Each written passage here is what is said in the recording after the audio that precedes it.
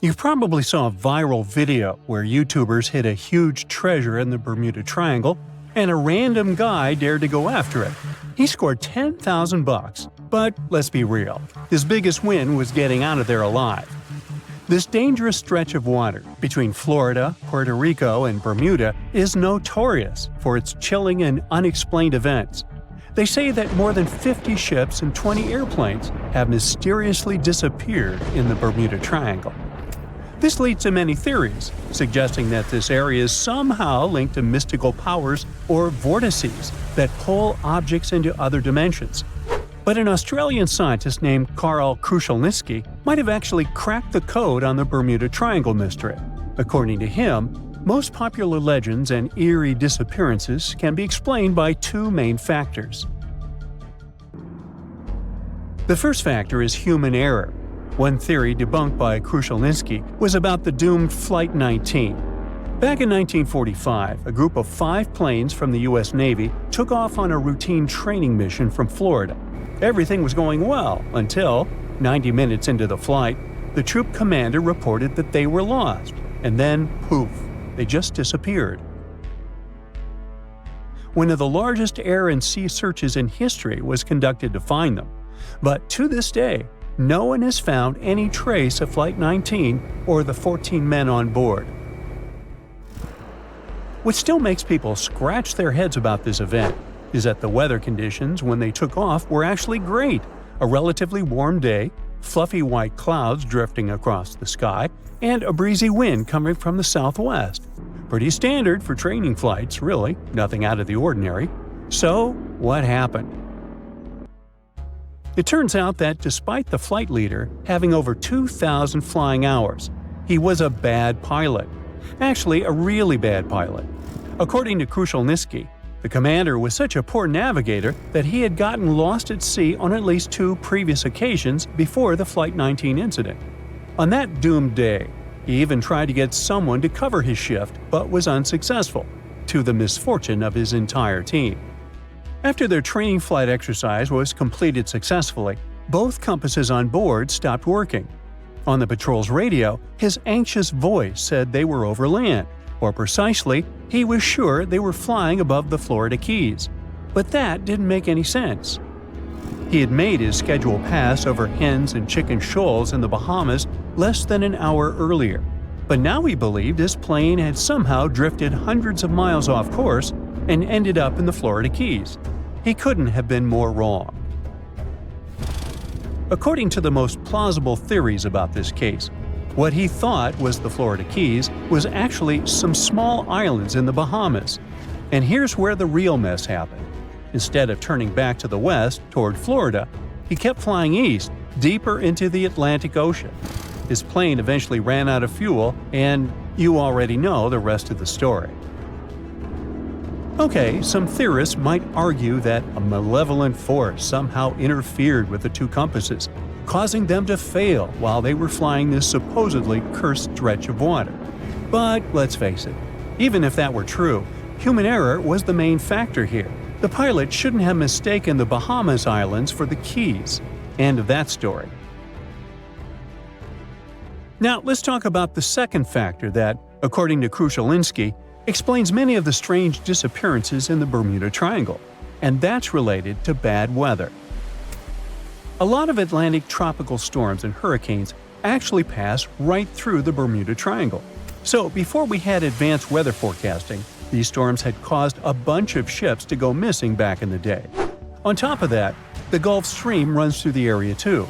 That's a super strong ocean current that can make the weather change quickly and sometimes pretty dramatically. So when you think about it, natural factors like these could explain many, if not most, of the disappearances. Take the USS Cyclops, for example.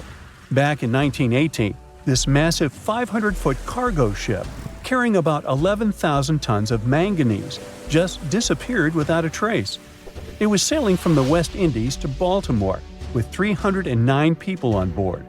What makes this event extra eerie is that not a single distress signal was sent. Over 100 years later, we still have no idea what happened to it. No wreckage has ever been found. Of course, people have come up with all kinds of theories about the USS Cyclops. One popular idea is that it ran into a sudden violent storm. With all that heavy manganese on board, it might have capsized and sunk really fast. Others speculate about underwater events, like landslides or even a rogue wave. Now, this is not such a crazy theory if you think about it.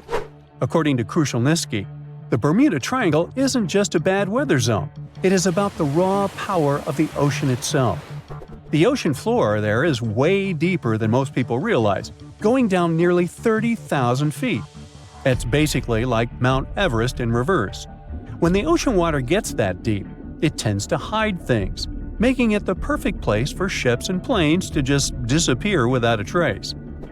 The expert confirms that there is also a tiny chance that even stranger events could be happening beneath the waves of the Bermuda Triangle, and that is related to methane clathrate. This is a fancy name for an ice-like compound that forms underwater or in really cold places with methane gas trapped inside. Sometimes these structures can break free, creating bubbles on the surface, and this bubble shower can be fatal, at least for ships. Some experiments done with model ships showed that if enough bubbles rise up, the water's density drops, and this can mess with the ship's ability to float. If a large number of bubbles come up and cover a large area quickly, the ship could lose enough buoyancy to sink or tip over. But to be fair, the chances of something like that happening are very remote. So, human error and bad weather. Those are the two factors that likely explain all the mysteries surrounding this so-called malevolent stretch of water. But the truth is, the Bermuda Triangle isn't all that special. Although this region is very popular, there are no official maps that clearly outline its exact boundaries and say, "Look, here, precisely, is the Bermuda Triangle." And that is part of the problem. Disappearances and unexplained events that happen far from the actual region end up being lumped into the Bermuda Triangle's list of unexplained mysteries, like the Mary Celeste's fate. In 1872, this ship was found completely intact, but with no sign of the captain, his family, or the crew. People thought, okay, creepy fact, ghost ship, so it must be related to the Bermuda Triangle. But one thing doesn't add up. The Mary Celeste was abandoned about 400 miles east of the Azores, so we're talking about a completely different part of the Atlantic. By this time, the triangle has morphed into a trapezoid to cover that huge chunk of the North Atlantic. What I'm trying to say here is that once people start believing in a danger zone, confirmation bias takes over. But the facts are that the Bermuda Triangle sees tons of daily traffic every single day, both by sea and air. And according to experts, the number of incidents that happen there is pretty much the same as anywhere else in the world, percentage-wise. Some years the number is a bit higher, some years lower, but it averages out the same. With that in mind, it seems like it's time for us to finally move on from wild theories involving the Bermuda Triangle. Well, at least until the next bizarre disappearance comes along.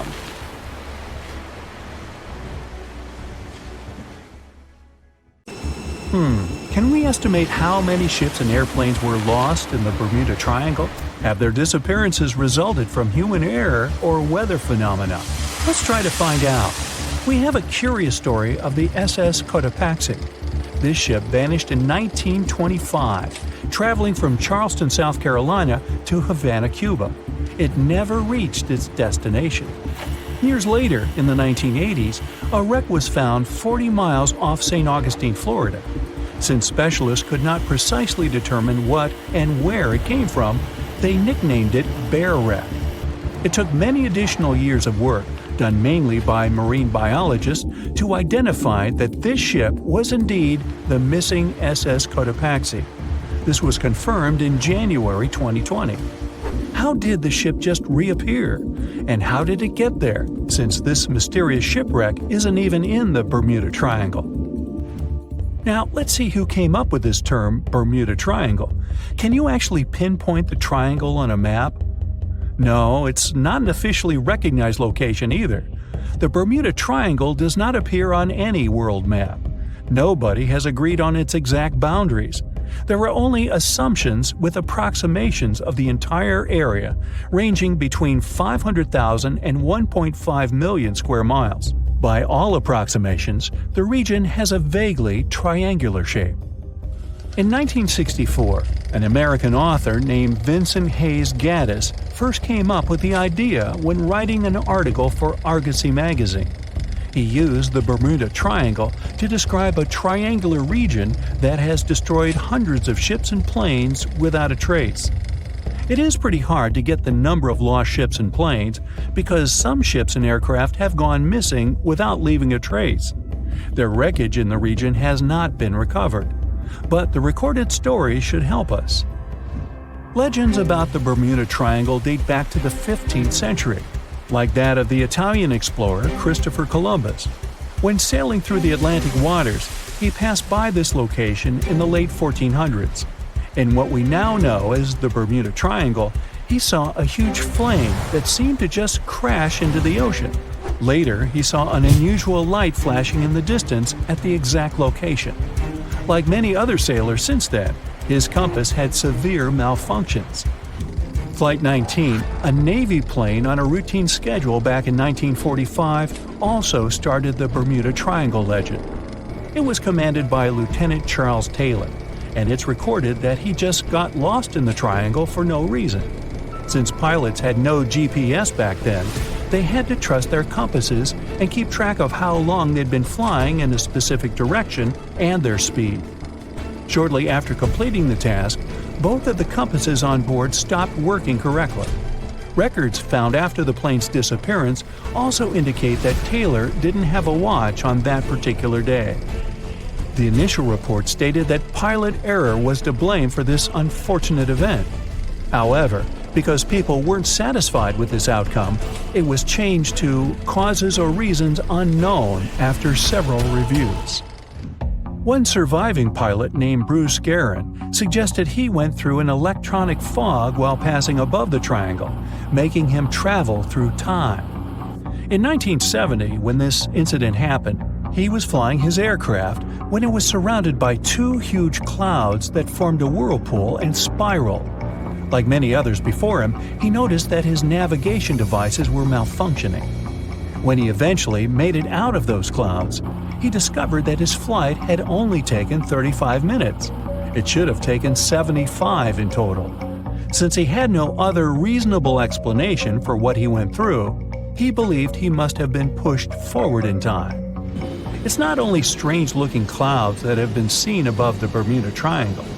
In 2014, a pilot recalled almost colliding with a flying object that he could not identify whatsoever. Some of these strange encounters were even caught on tape. It's the case of an early 2015 flight whose passengers noticed a curious object just floating over the ocean. The pilots have yet to figure out what they actually saw back there.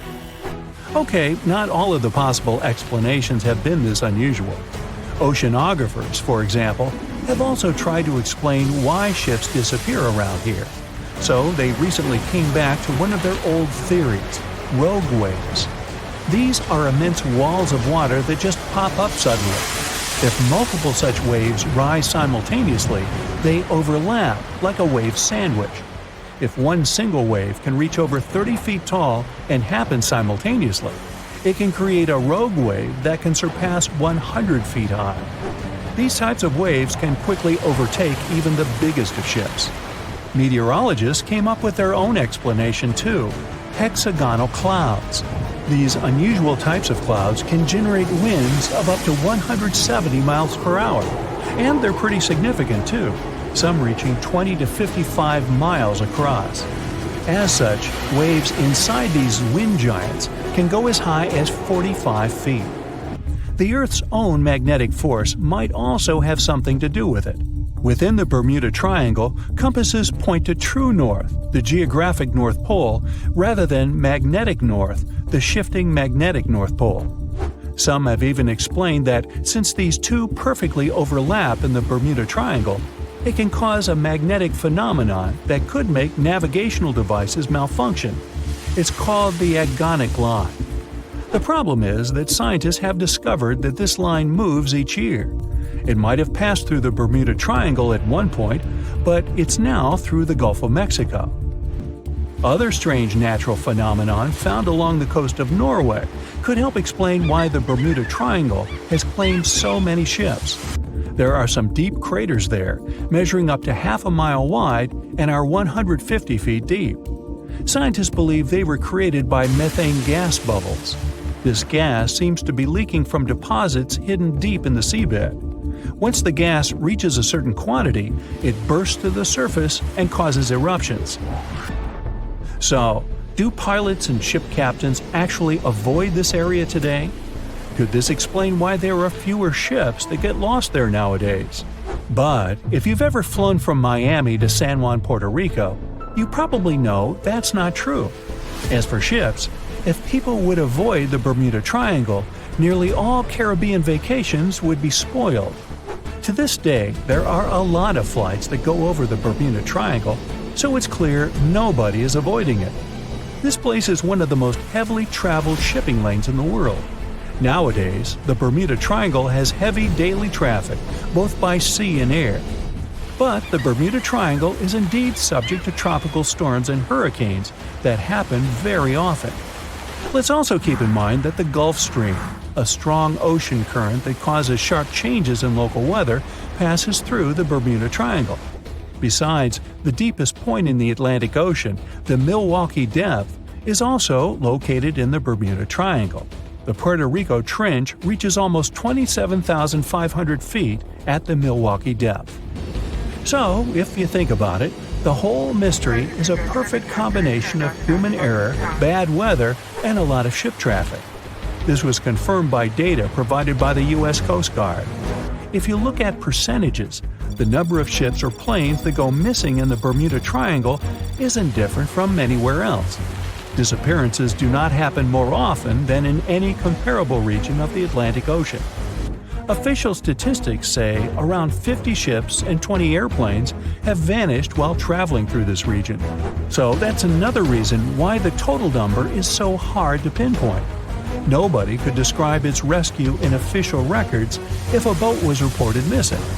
There are also some events that, it turns out, didn't happen at all, adding to those false reports, like that of a plane crash back in 1937 off Daytona Beach, Florida, that local papers surprisingly revealed nothing about. The moon shines brightly and illuminates the black water of the ocean. Thick fog descends on it in ominous silence. Then, it's suddenly broken by the creaking of wooden boards, followed by a rippling of the waves. Through the fog, you see the outline of an old large ship. Its hull is rusty, and a strange cold is coming from it. But the most unsettling thing is that there's no one on the deck. The ship sails without a crew.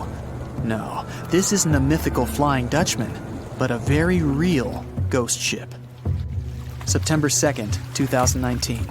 The British Royal Navy's ice patrol ship, called the HMS Protector, sails through the calm waters of the Atlantic Ocean.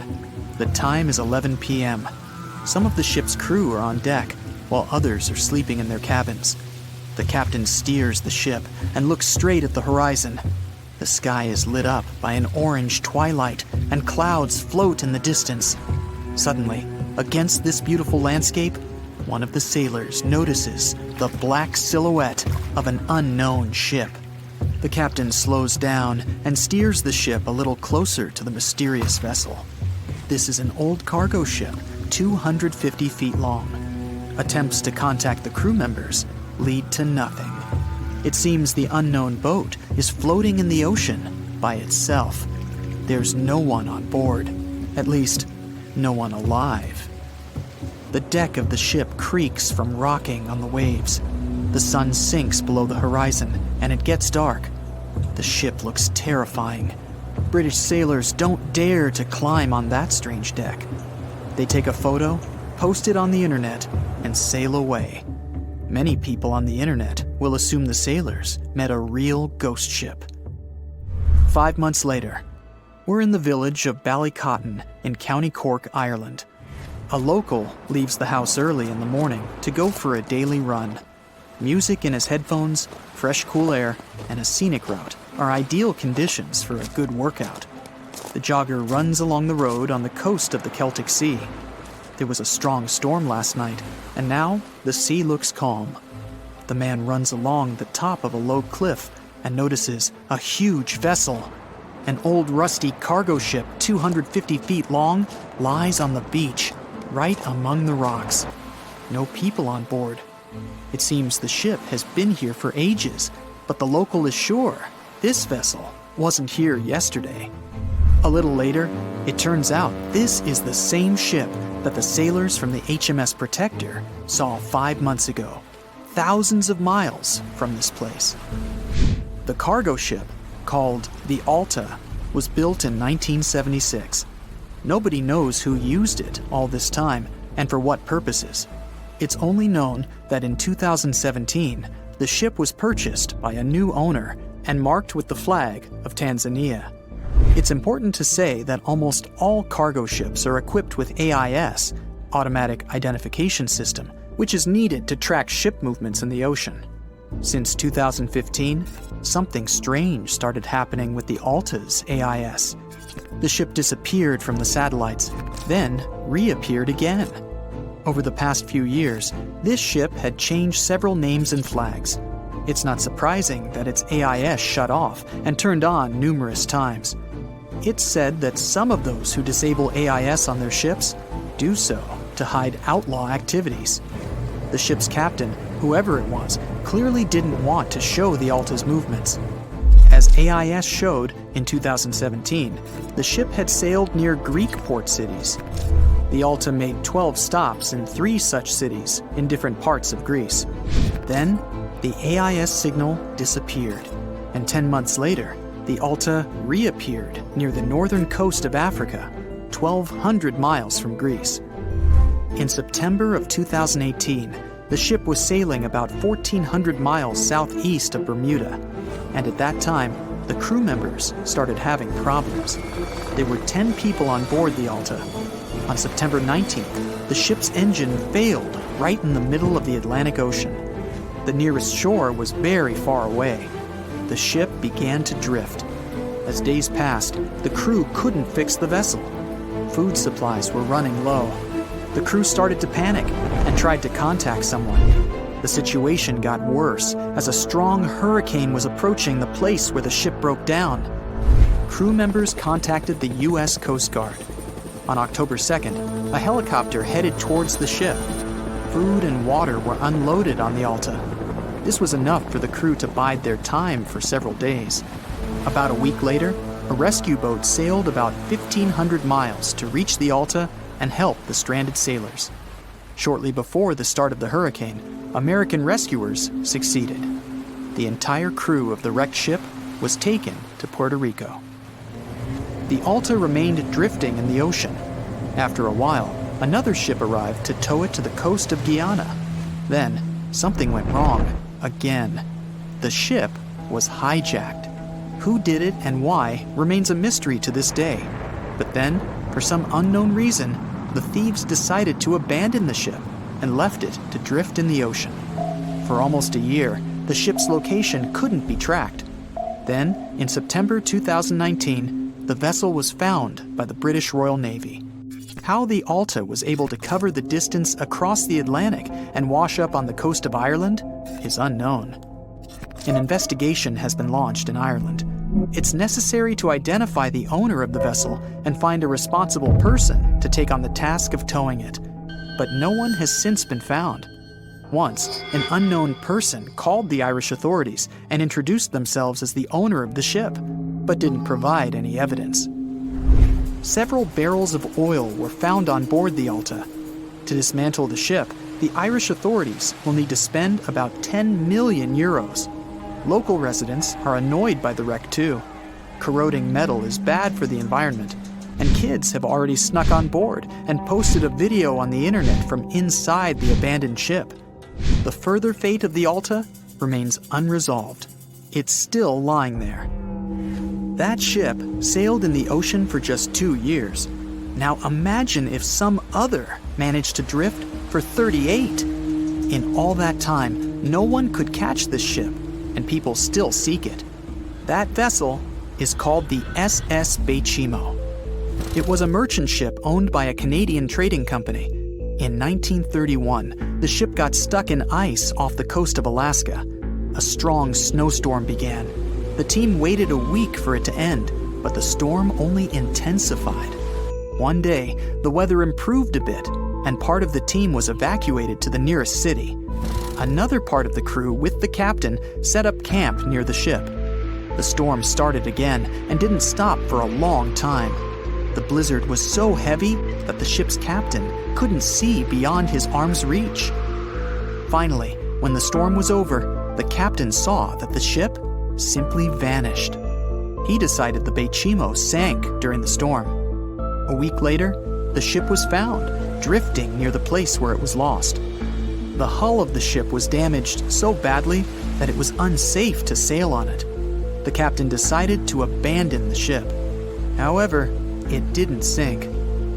For the next 38 years, it was drifting at various points along the Alaskan coast. Several times, people climbed on the ship, including native Alaskan residents and a group of researchers.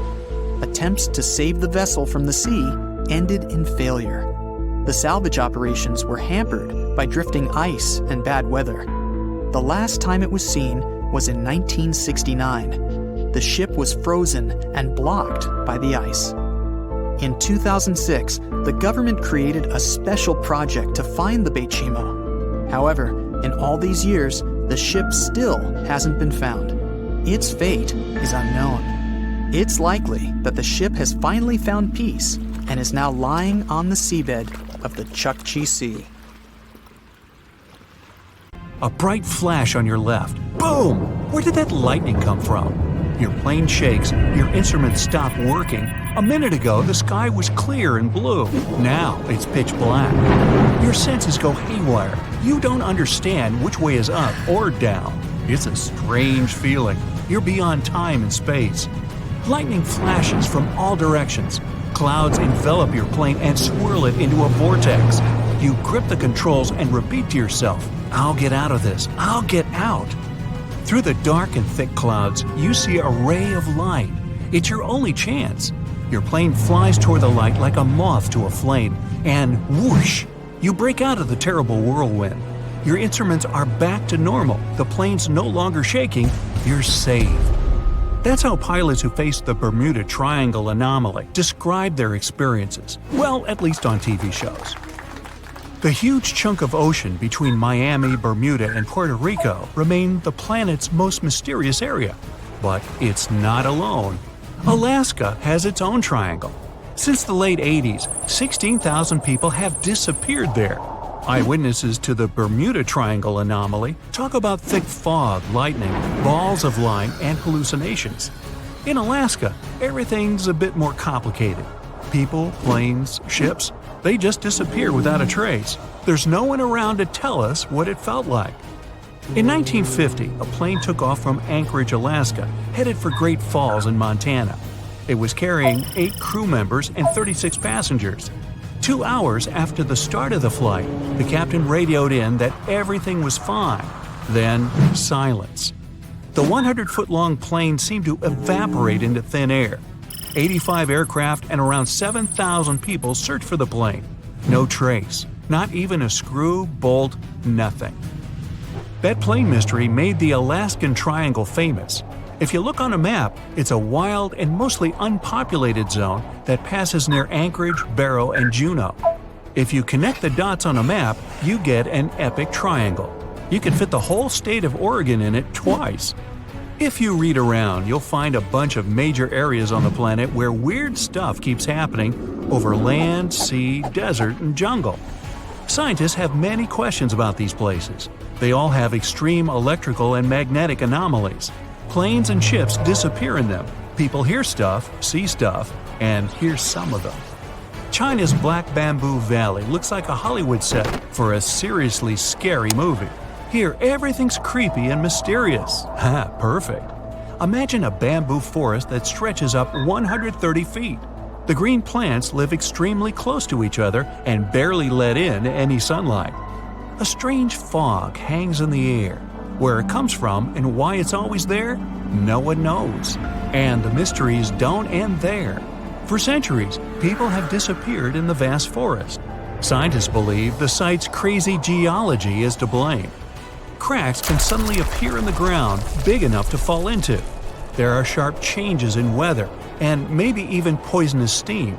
Certain trees give it off when they fall to the ground. There's a long road through Ladakh in India. It's called the Magnetic Road. It slopes upwards and seems to violate the laws of gravity. Here's what happens.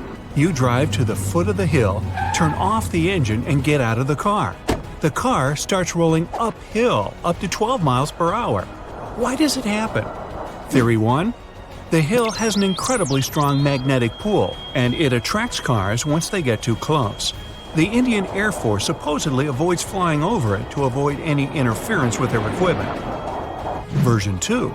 It's all just an optical illusion. The hills around it seem to fade into the horizon. It looks to us like the road is sloped up, but it's actually not. Huge Lake Michigan looks more like a sea than a lake. And over the past 400 years, 6,000 ships have disappeared in it. Why does it happen?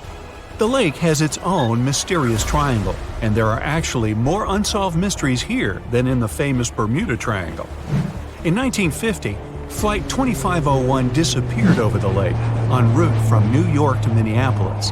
The fate of the 3 crew members and 55 passengers remains unknown. In 2007, an underwater archaeology professor was surveying the bottom of Lake Michigan. He found stones arranged in a circle 40 feet down from the surface. They kind of look like Stonehenge in England, but why were they at the bottom of a lake? Who put them there? Archaeologists found a carved pattern on one of the stones. Its outline resembles a drawing of an animal.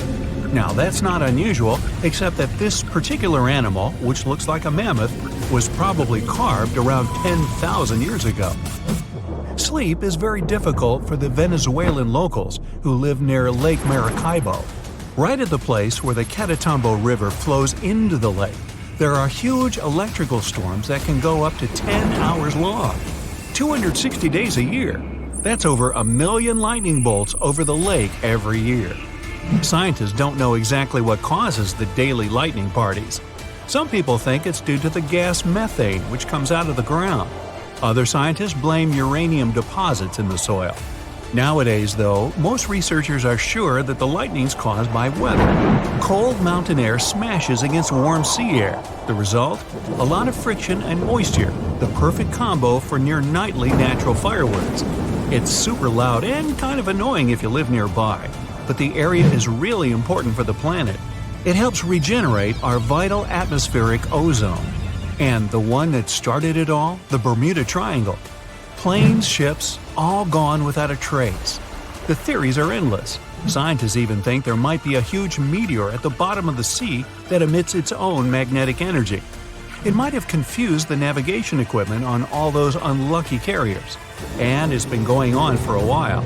Researchers think that it was causing trouble even way back in Columbus's time. As far as Alaska's concerned, magnetic anomalies are a dime a dozen. Around here, your compass might be off by 5, 30, or even 60 degrees. But equipment malfunction isn't really enough to explain the disappearance of so many aircraft and people in this absolutely massive state.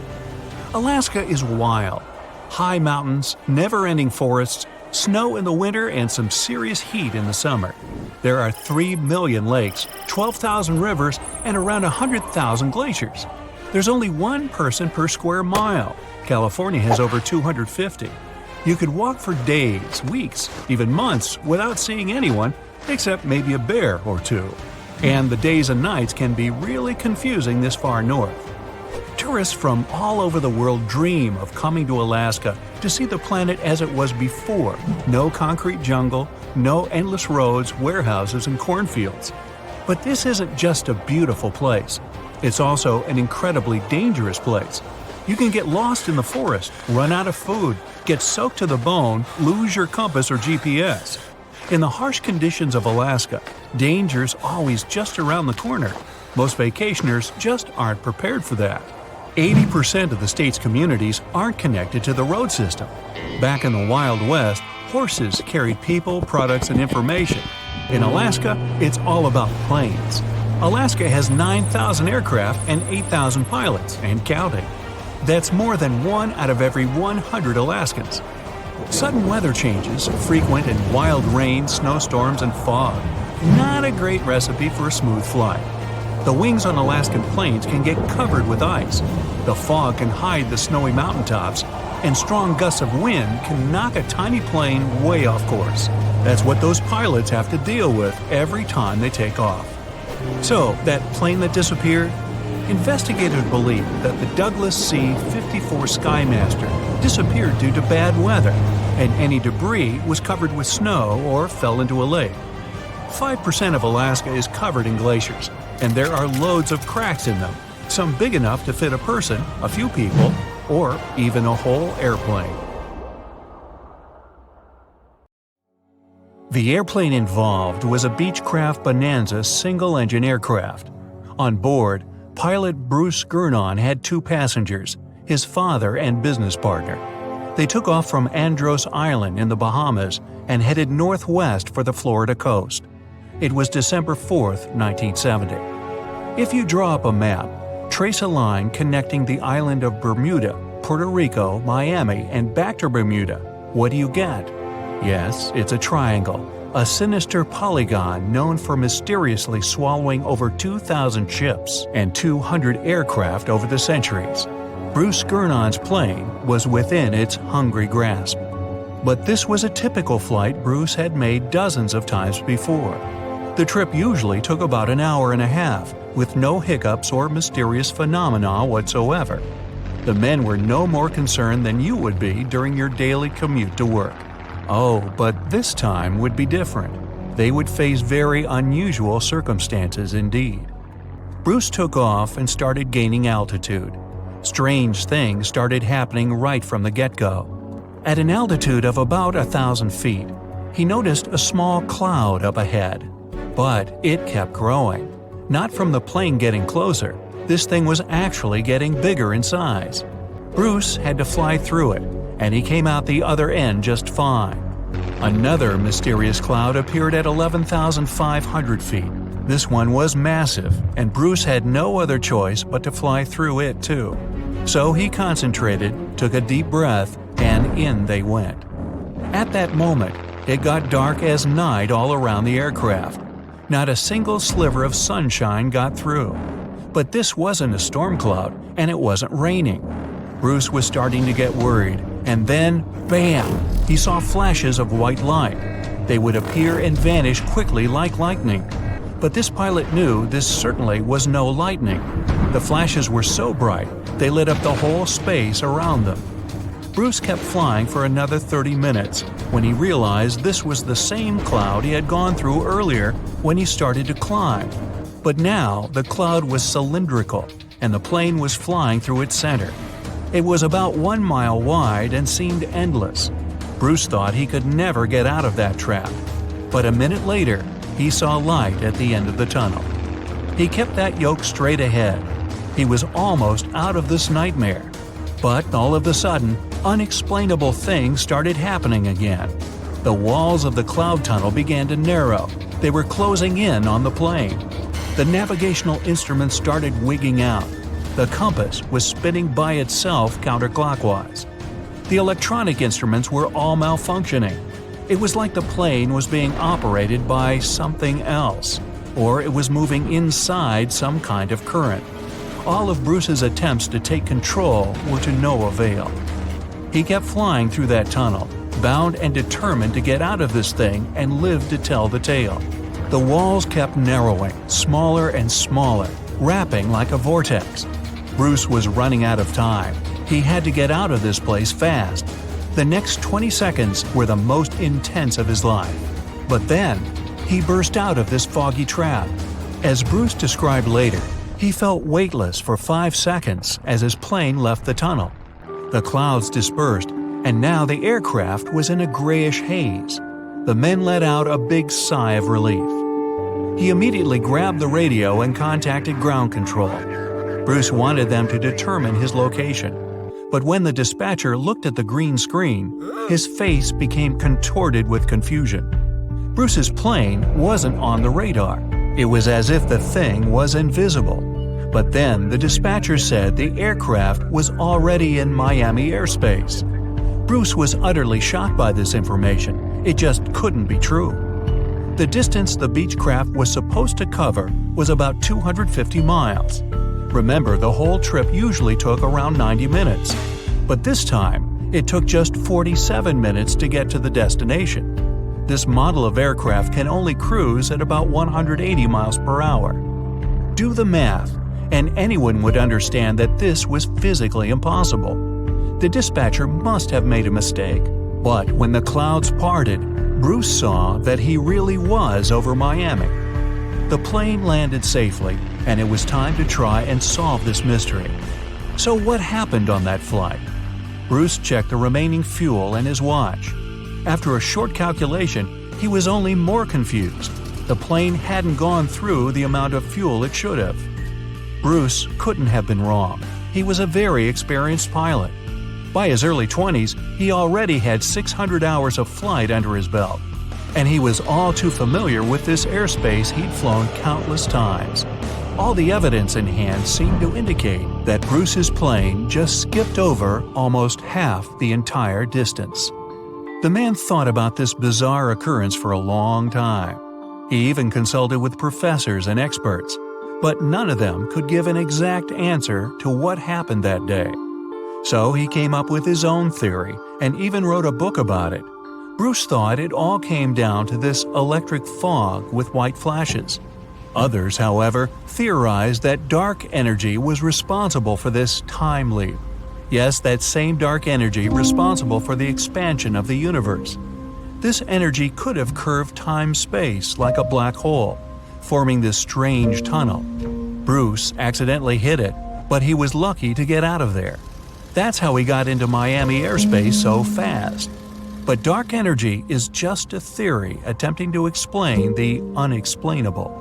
To this day, there is no real answer for how Bruce was able to travel that distance in such a short time.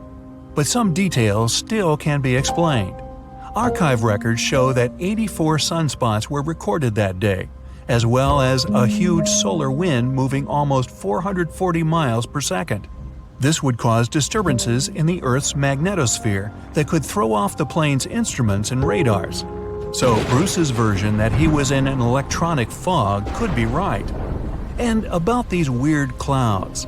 The thing is, they're pretty commonplace things in this area. Zones with low and high pressure are constantly colliding there. The result? Storm clouds. Perhaps that cloud growing before Bruce's eyes was simply two massive air currents crashing into each other. But so far, no one has been able to explain how the plane got to Miami so fast.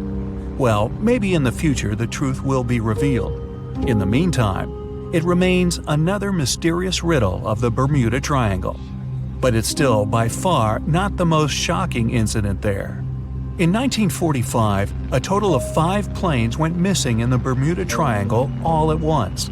On December 5th, some Navy student pilots were training in the area. The day's lesson? Navigation.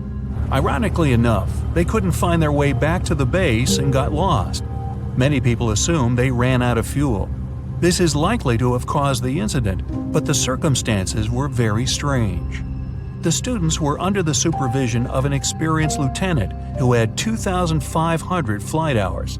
He would never let a bunch of newbies go so far that they'd get lost.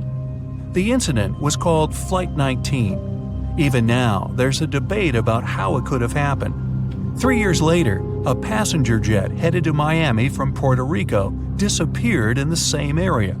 There were 29 passengers and 3 crew members on board. The weather was clear throughout the flight. But experts believe that when the plane was about 50 miles off the coast of Miami, it could have been hit by a strong wind that knocked it off course. Years later, divers found a similar-looking plane in the waters. But since it was lacking certain details and registrations, no one could confirm that it was the missing Miami-bound aircraft. The next month, in January 1948, another plane went missing in Bermuda. 25 passengers and 6 crew members just vanished somewhere between Azores and Bermuda. The mystery of this plane's disappearance, along with countless others, remains unsolved. The legend of the Bermuda Triangle. It's one of the few mysteries we still can't solve. Let's rewind back about 600 years. The story begins with an Italian man. He wanted to sail across the ocean to reach Asia, a continent rich with spices, silk, minerals, that kind of stuff. Getting there by land would take ridiculously long, so he figured, hey, why not to build some sturdy ships, gather a couple of sailors, and set off to Asia? What could go wrong? That man was Christopher Columbus, by the way. In 1492, with a little help from Spain's royal family, he embarked on his journey. Everything was going well. I mean, apart from totally going the wrong way. But as he got to the end of his voyage, he noticed something very strange. He didn't know it at the time, but he was sailing through the infamous Bermuda Triangle. The BT, the point of no return, the scary place between Bermuda, Puerto Rico, and Florida. There are loads of stories of ships, boats, and planes disappearing into this mysterious realm. Some were found years later, and some disappeared off the face of the earth, lying undiscovered at the bottom of the ocean. Maybe. We know one thing for sure. We have no clue what's going on over there. People have been trying to figure it out for years, but nothing. Zip, nada. So what was it that Christopher Columbus saw that fateful evening? What freaked him out so bad? According to his logs, Columbus saw a huge flash in the sky. I don't care how tough you are, if you're sailing around with no clue where you are, and then you see a massive flash right in front of you, you'd find me hiding below deck, chewing on a lemon or something. That's not the only sea mystery out there, not by a long shot. Heard of the Kraken? A giant squid that can swallow a whole ship. No? You're lucky. Imagine cruising on a ship, wind in your hair, hands on your hips, like, those old pirate movies. Then a huge squid creeps up on you from deep down in the cold, dark water. It wraps its tentacles around the ship and drags the whole thing to the bottom of the ocean. Good thing you packed a life raft. How about a colossal sea serpent chasing your boat at full speed looking for a midday snack? That thing is called a leviathan, and you better hope it's not real. Or sirens, mean but beautiful creatures of the sea. They like to hang out on rocks and sing karaoke. Their magical voices attract sailors who sail their ships right into the sharp rocks. Now, mermaids, on the other hand, totally awesome. They like karaoke too, but they're not into the whole ship smashing thing. Good old mermaids. They're real, right? And let's not forget peg-legged pirates. Arr! Lootin', raidin', saying arr every 2 seconds. Arr! What else do those guys do all day? So back to our Italian friend, Columbus. Maybe he just saw a thunderstorm. Duh, why didn't he think of that? Well, I'm not 600 years old, and I wasn't there. How on earth would I know? Weird thing is, he never mentioned any huge waves or heavy rain. No strong winds either. Just a single flash in the sky. Maybe some dolphins were setting off fireworks or something. After the flash, Columbus wrote that his compass needle started dancing all over the place. This keeps getting weirder and weirder. His report ends with a friendly turtle with sunglasses jumping out of the water, pushing the 3 ships to shore, and everyone went out to get hot dogs. Only kidding. So, what happened? Scientists now think they've got the answer. Drum roll. An asteroid crashed into the ocean. Case closed. But wait, what about that stuff with the compass? What does that have to do with an asteroid? Asteroids come in all different shapes and sizes, but they're like chocolate eggs, the best part's on the inside. They're packed full of minerals and metals worth trillions of dollars. Scientists are even trying to figure out how to land on a big one and mine it. It'd have to be a really big one. I'm talking about an asteroid the size of Rhode Island. Why? Because chances are it'd have a magnetic field around it, making it way easier to land on. Scientists think that the magnetic fields around some asteroids can last for millions of years. Mystery solved. Maybe. Captain Christopher Columbus's compass went cuckoo crazy because of an asteroid crashing right in front of him. That actually might explain some other strange Bermuda tales. About 100 years ago, the USS Cyclops left Barbados on its way to Baltimore and sailed right through the middle of the Bermuda Triangle. It never arrived. Search teams spent ages looking, but they couldn't find anything. It just vanished, just like that. In 1945, 5 military planes vanished without a trace. They flew right over the Bermuda Triangle.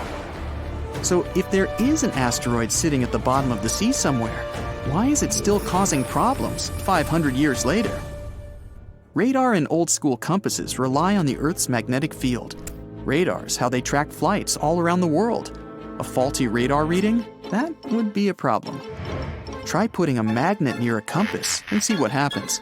The compass needle is its own little magnet, always pointing north. But if you put it next to a strong enough magnet, the needle will spin around to face it.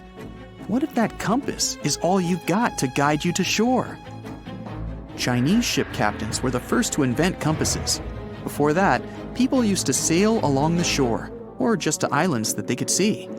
Having compasses meant those early sailors could write down where they went, so other people could get there too.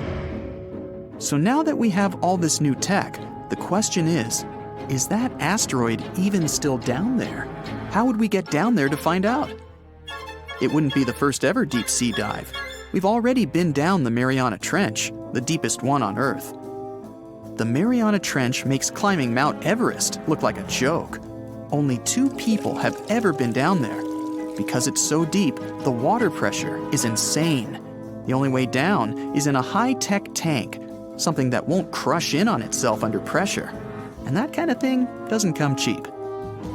Down there, just a lot of darkness, quiet and beauty, and a bunch of weird animals.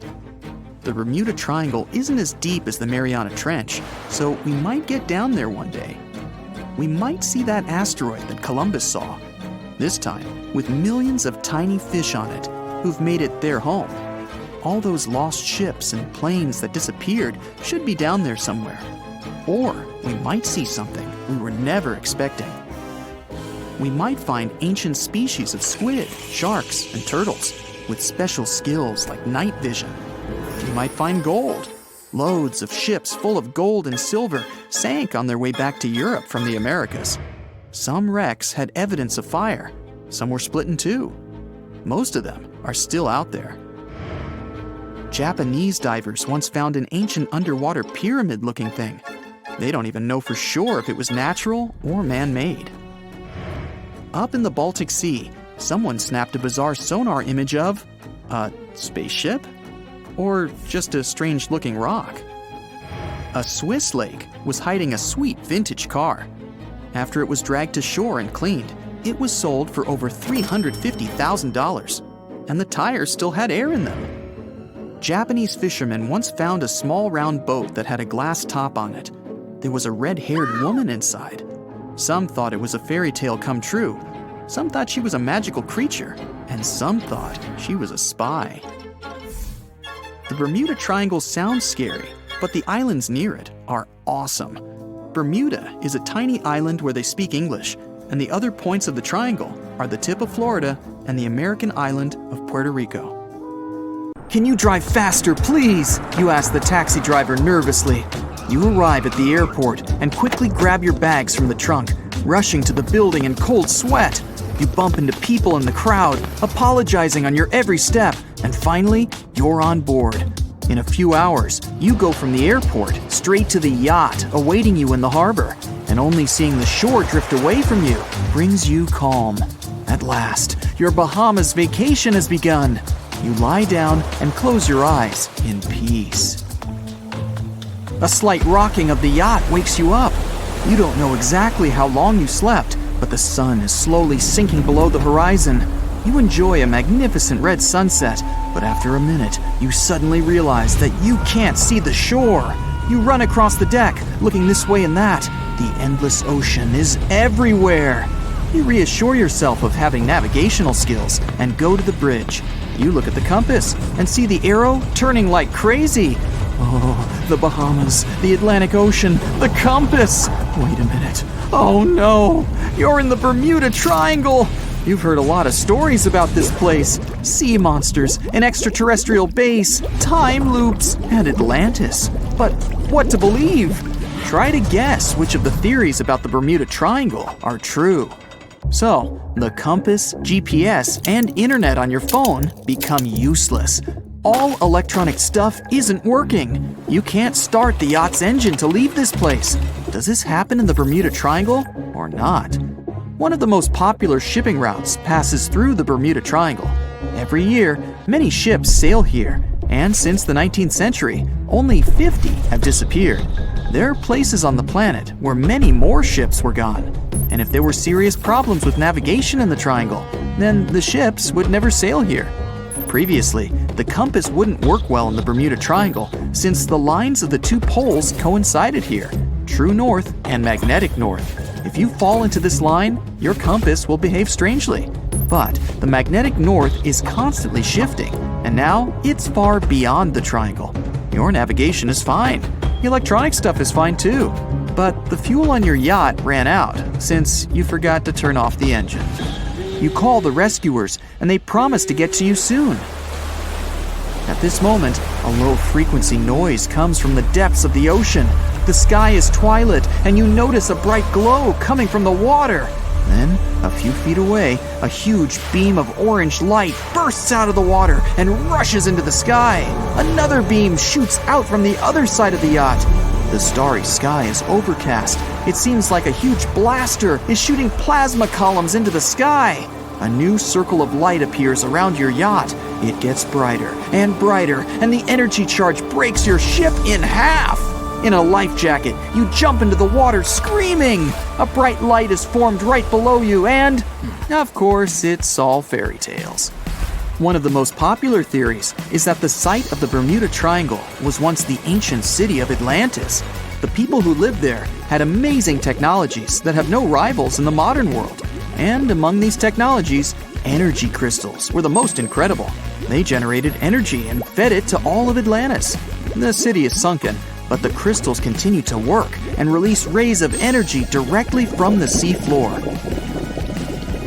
This legend appeared around the middle of the 20th century. It was the beginning of all the other popular myths about the Bermuda Triangle. You sit in the cabin and wait for the rescuers. The yacht is rocking. A storm is coming. You look out the window to understand how serious it is, but you can't see anything. Something dark and sticky has pressed itself against the glass from the outside. And this something is moving. It's a huge tentacle. They're everywhere, clinging to the yacht from all sides. You hear the ship's planks crack and run out onto the deck. A heavy thunderstorm has come, and a huge squid appears from the water. It wraps its tentacles around the yacht and pulls it down. You can't move out of fear. This is also not true. Gigantic squids do exist, but they swim in all the oceans and aren't able to sink big ships. There's no evidence that the Kraken or other similar monsters live in the Bermuda Triangle's depths. Somewhere, far away on the horizon, you notice a ship.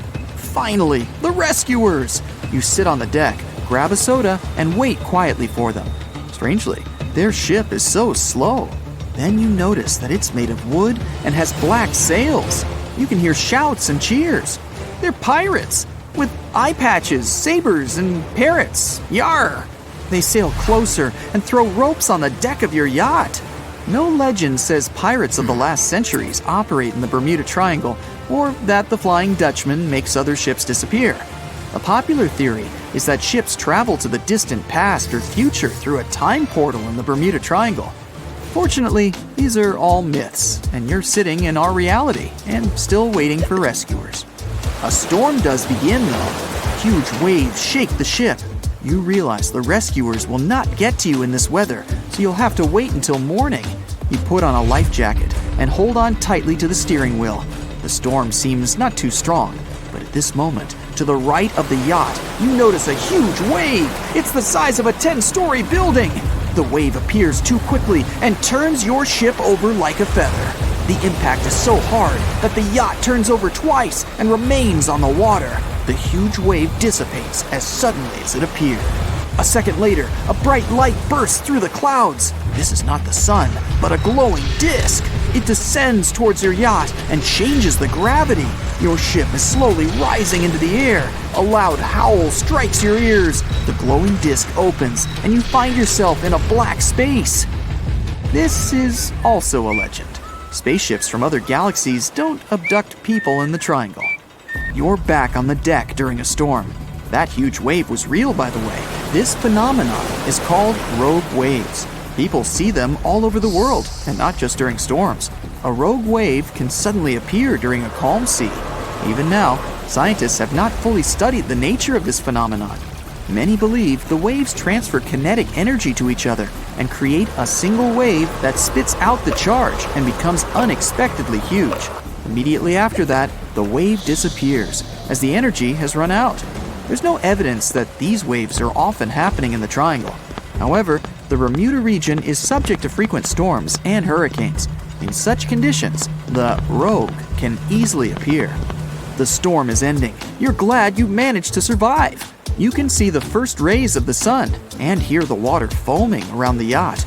There are no waves. The sea is calm, but the surface of the ocean behaves strangely. It looks like the yacht has been caught in a huge bowl of boiling soup. The boiling is so strong that the ship is rocking wildly.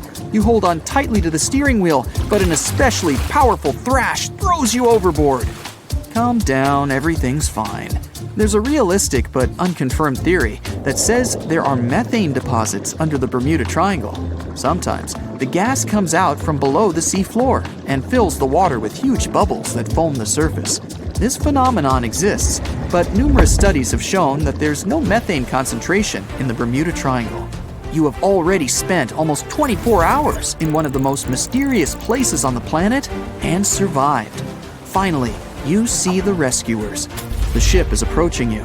People take out canisters of fuel to refill your yacht. But at this moment, you see a huge fin the size of a sailboat. And then, a huge shark jumps out of the water. Its jaws are filled with hundreds of sharp teeth, as big as an adult's palm. The shark pounces on your yacht and pulls it to the bottom. Okay, that's not true either. In fact, there's not even such a myth about the megalodon swimming in the Bermuda Triangle. The voyage started just like any other. The cargo ship SS Cotopaxi is making another journey to Havana, Cuba, to deliver coal. It's November 29, 1925. For Captain Meyer and his crew, leaving Charleston Port, South Carolina, it will be the last trip the ship ever makes. Its route ran through the Bermuda Triangle. 2 days into the trip, the Cotopaxi sent out a distress signal. It had got caught up in a strong tropical storm and turned over on its side. The wind was very strong and there was powerful lightning as well. Rain gradually filled the ship's hold. Then there was a bright white flash, and the ship disappeared without a trace.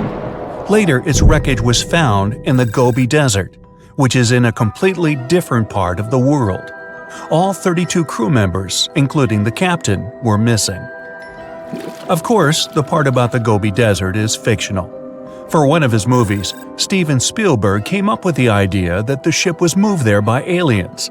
Still, in real life, the ship was never found, and its crew really did disappear. It was officially declared missing a month afterward, and nobody could find the wreck. It seems like a classic case of mysterious things going on in the Bermuda Triangle. But most mysteries are solved sooner or later. In 2020, the Cotopaxi was found.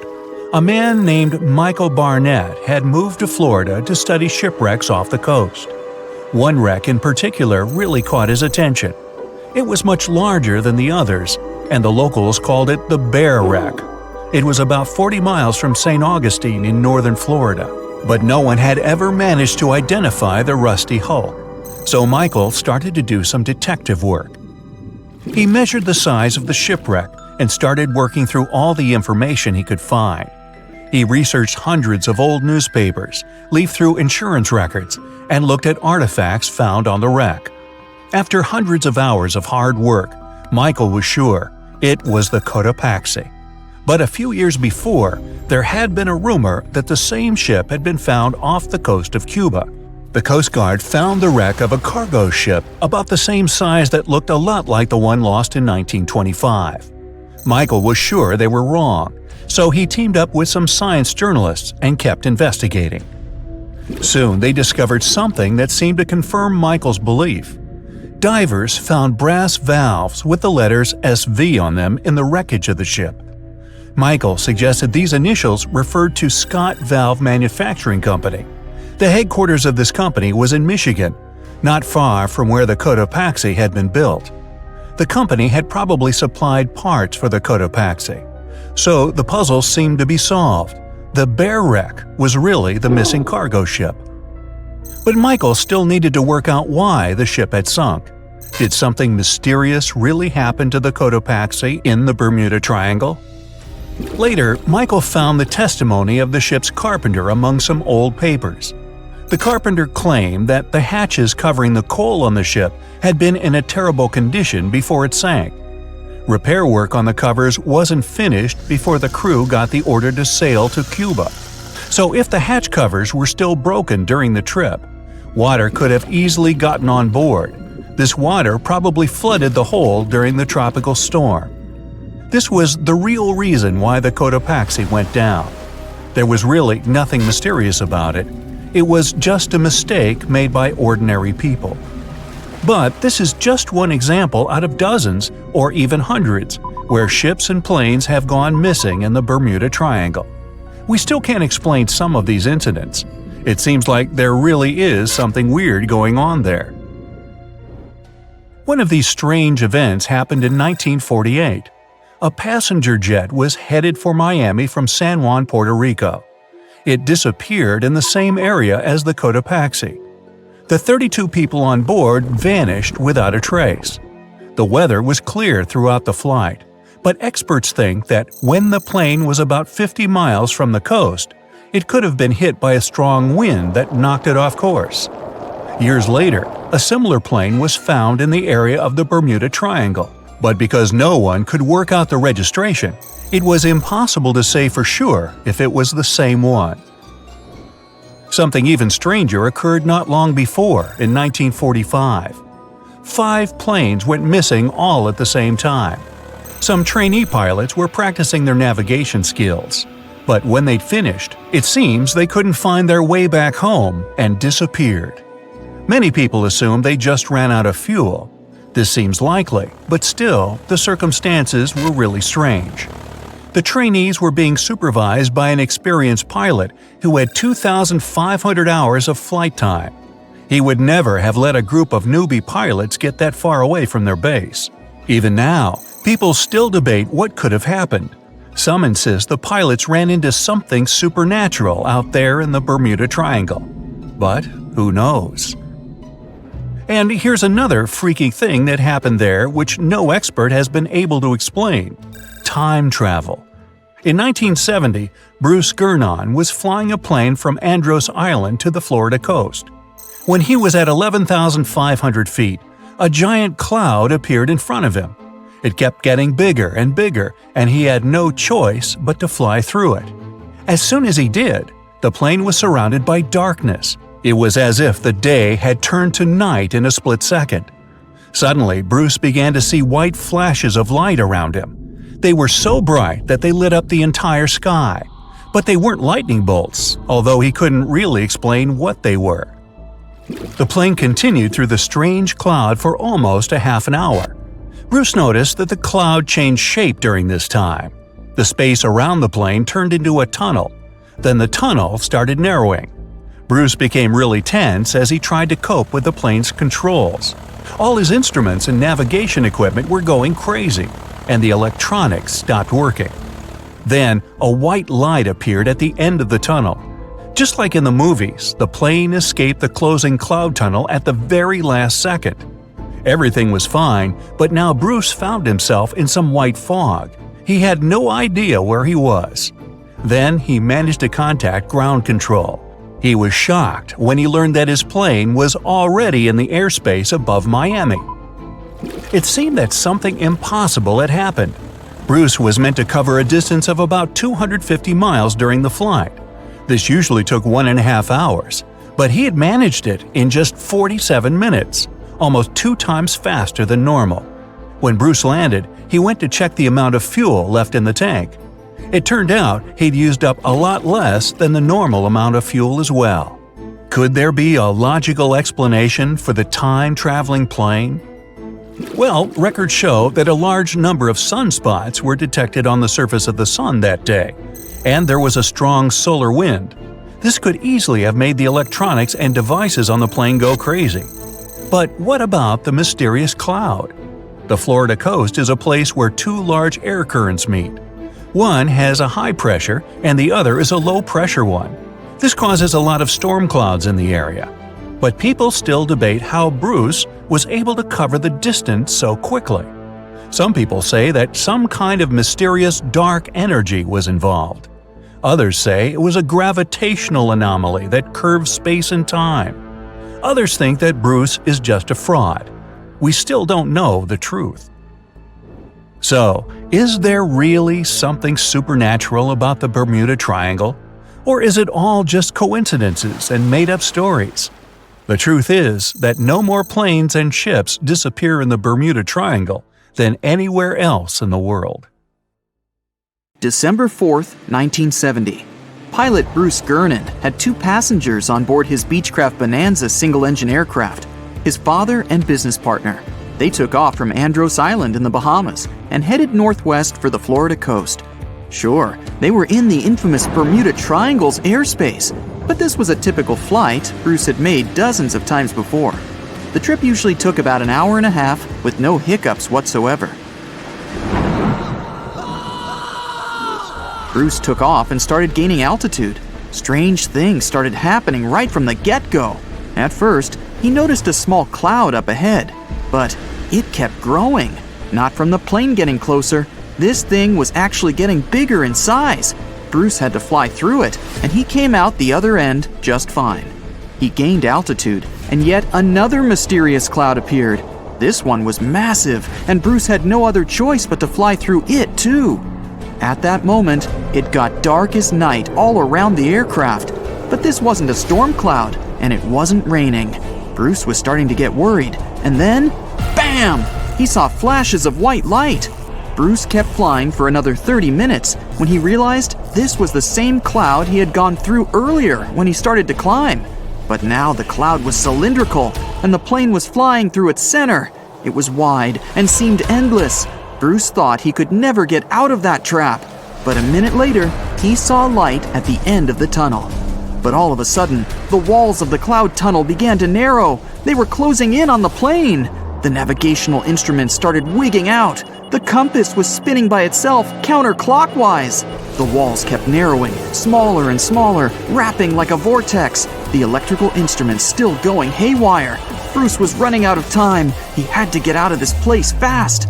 A grueling 20 seconds later, he burst out of this foggy trap. As Bruce described later, he felt weightless for 5 seconds as his plane left the tunnel. The clouds dispersed, and now the aircraft was in a grayish haze. The men let out a big sigh of relief. He immediately grabbed the radio and contacted ground control to determine his location. But when the dispatcher looked at the green screen, his face became contorted with confusion. Bruce's plane wasn't on the radar. It was as if the thing was invisible. But then the dispatcher said the aircraft was already in Miami airspace. Bruce was utterly shocked. It just couldn't be true. Remember, the whole trip usually took around 90 minutes, but this time, it took just 47 minutes to get to the destination. His plane didn't magically gain some supersonic speed beyond the model's limited max cruising speed. This was physically impossible. The dispatcher must have made a mistake. But when the clouds parted, Bruce saw that he really was over Miami. The plane landed safely, and it was time to try and solve this mystery. Bruce checked the remaining fuel and his watch. After a short calculation, he was only more confused. The plane hadn't gone through the amount of fuel it should have. Archive records show that 84 sunspots were recorded that day, as well as a huge solar wind. This would cause disturbances in the Earth's magnetosphere that could throw off the plane's instruments and radars. But so far, no one has been able to explain how the plane got to Miami so fast. Maybe in the future, the truth will be revealed. In the meantime, it remains another mysterious riddle of the Bermuda Triangle. More than 50 ships and 20 planes have disappeared in the Bermuda Triangle since the middle of the 19th century. This region isn't put on any paper map and is not an official region of the Atlantic. This massive water area is located not far from the southeastern coast of the US and still scares many sailors. But you aren't afraid and want to prove that there is nothing special in this place. You sail to the center of the Bermuda Triangle on a small fishing boat. You turn off the engine and wait. Several hours pass. The sun goes below the horizon. Night comes. You're about to return to the shore, but suddenly, it becomes too quiet. Then, you hear a splash of water. You look overboard and see hundreds of fish swimming to the surface. Something big scared them away. Something that comes straight from the depths. The next second, you notice big sparkling eyes and long tentacles reaching for the boat. It seems that one of the most terrible myths about the Bermuda Triangle turned out to be true. A huge squid dragging ships to the bottom. Stories about these squids appeared long before the emergence of the Bermuda Triangle myths. For centuries, sailors from Norway and Greenland told stories about a scary sea monster, the Kraken. In those stories, the Kraken broke the decks of ships with its giant tentacles and dragged them to the bottom. The approach of this creature is impossible to see since it's coming to you not from the side, but from below. But all these were just stories. Only in the 19th century, scientific evidence of the existing of these monsters appeared. A beak of an unknown squid was found on the coast of Denmark. The size of the find was about 3 inches in diameter, which is about the size of a human palm. Then, it became clear that the Kraken was real, and it's just one variety of giant squid. Since then, more than 21 species of giant squid have been described, but the first video with this monster was recorded in 2004 in the waters of North Atlantic, not far from the Bermuda Triangle. Marine biologists used a lure to draw the squid out of the depths. The huge monster was about 30 feet long, which is about half a subway car. It suddenly appeared out of the ocean darkness and quickly attacked the lure, squeezing it with its tentacles. After that, many cases of squid have been recorded on photos and video. Huge squids were washed up on the shore, swam past ships. According to some records, the largest monster ever found was 59 feet long and weighed almost a ton. This is the size of a big bus. Some scientists believe that giant squids can reach 150 feet in length, which is almost twice the size of a basketball court. But the big size is not enough to sink a ship. The first thing that helps squids do this is the surprise effect. Squids come from the depths, which mean they can be seen from the deck, but the monster can see a boat from afar. It has the biggest eyes in the world. One eye is about the size of a basketball. The eyesight of a giant squid allows them to see prey in the Black Sea depths and from a big distance. Most sea creatures on the planet can't see in such conditions. So, the squid notices your ship and decides that it's food. It quickly approaches the boat and attacks with its tentacles. The squid has 8 limbs and 2 extra longer tentacles the monster uses to bring food to the beak-shaped mouth. The others are covered with dozens of suction cups filled with sharp teeth. Nothing can escape if the squid grabs it.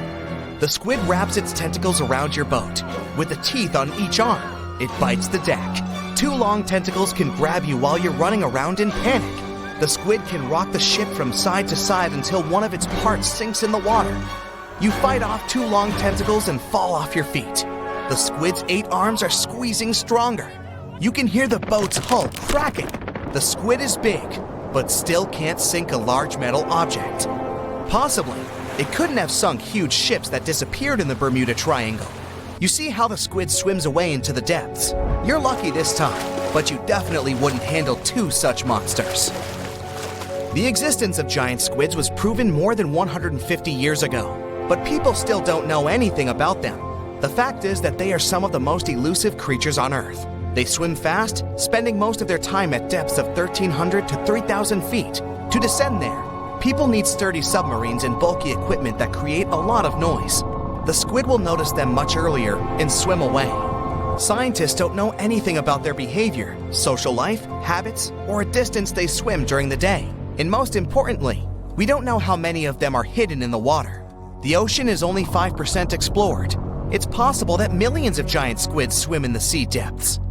Just imagine hundreds of giant tentacles reaching out to a group of ships sailing through the Bermuda Triangle. In the past centuries, they could easily sink an entire fleet, since the ships were made of wood and were lighter. Squids wrapped decks with their strong tentacles, made holes in the ship's bodies with their sharp beaks. Toothy suction cups could break the masts and tear the sails. The water was filling the holes and slowly rising to the deck. The ship sank in a matter of minutes. Survivors reached the shore and told everyone about huge monsters. This is how the legends of the Kraken appeared. Fortunately, now people have sonars and equipment for monitoring the sea space. You start the engine to swim to the shore and notice that about 30 tentacles are reaching out to you from the water. 3 giant squids squeeze the boat from all sides and pull it down. It looks like there's no way out. You look overboard and see black eyes looking right at you. At this moment, you find a solution. Squids spend their whole life in darkness and are afraid of the light. Fortunately, you have a signal rocket. You use it to scare the monsters away. Squids go back down into the water, but apparently not for long. You release a few more rockets into the ocean and scream in fear. The red light illuminates the sea darkness, and you see hundreds of moving tentacles. They quickly swim away from the fire to a safe distance. At full throttle, you're sailing to the shore and releasing all the signal fires into the water. You don't give the squids a chance to get close to you. Finally, you get to land, confident that you will never return to this place. The bad news is, these creatures swim not only in the Bermuda Triangle. People found giant squid in the oceans all over the world. Yeah, it's possible the giant squid is the main reason for the disappearance of ships, but this doesn't make the Bermuda Triangle a unique place. Boats and cargo ships disappear all over the Atlantic Ocean. The Triangle is not even included in the top 10 of such places. Also, this area is one of the most popular shipping routes of the Atlantic. And the more ships sail in one place, the more ships are lost. Many scientists believe the reason of the disappearances here is strong storms and hurricanes.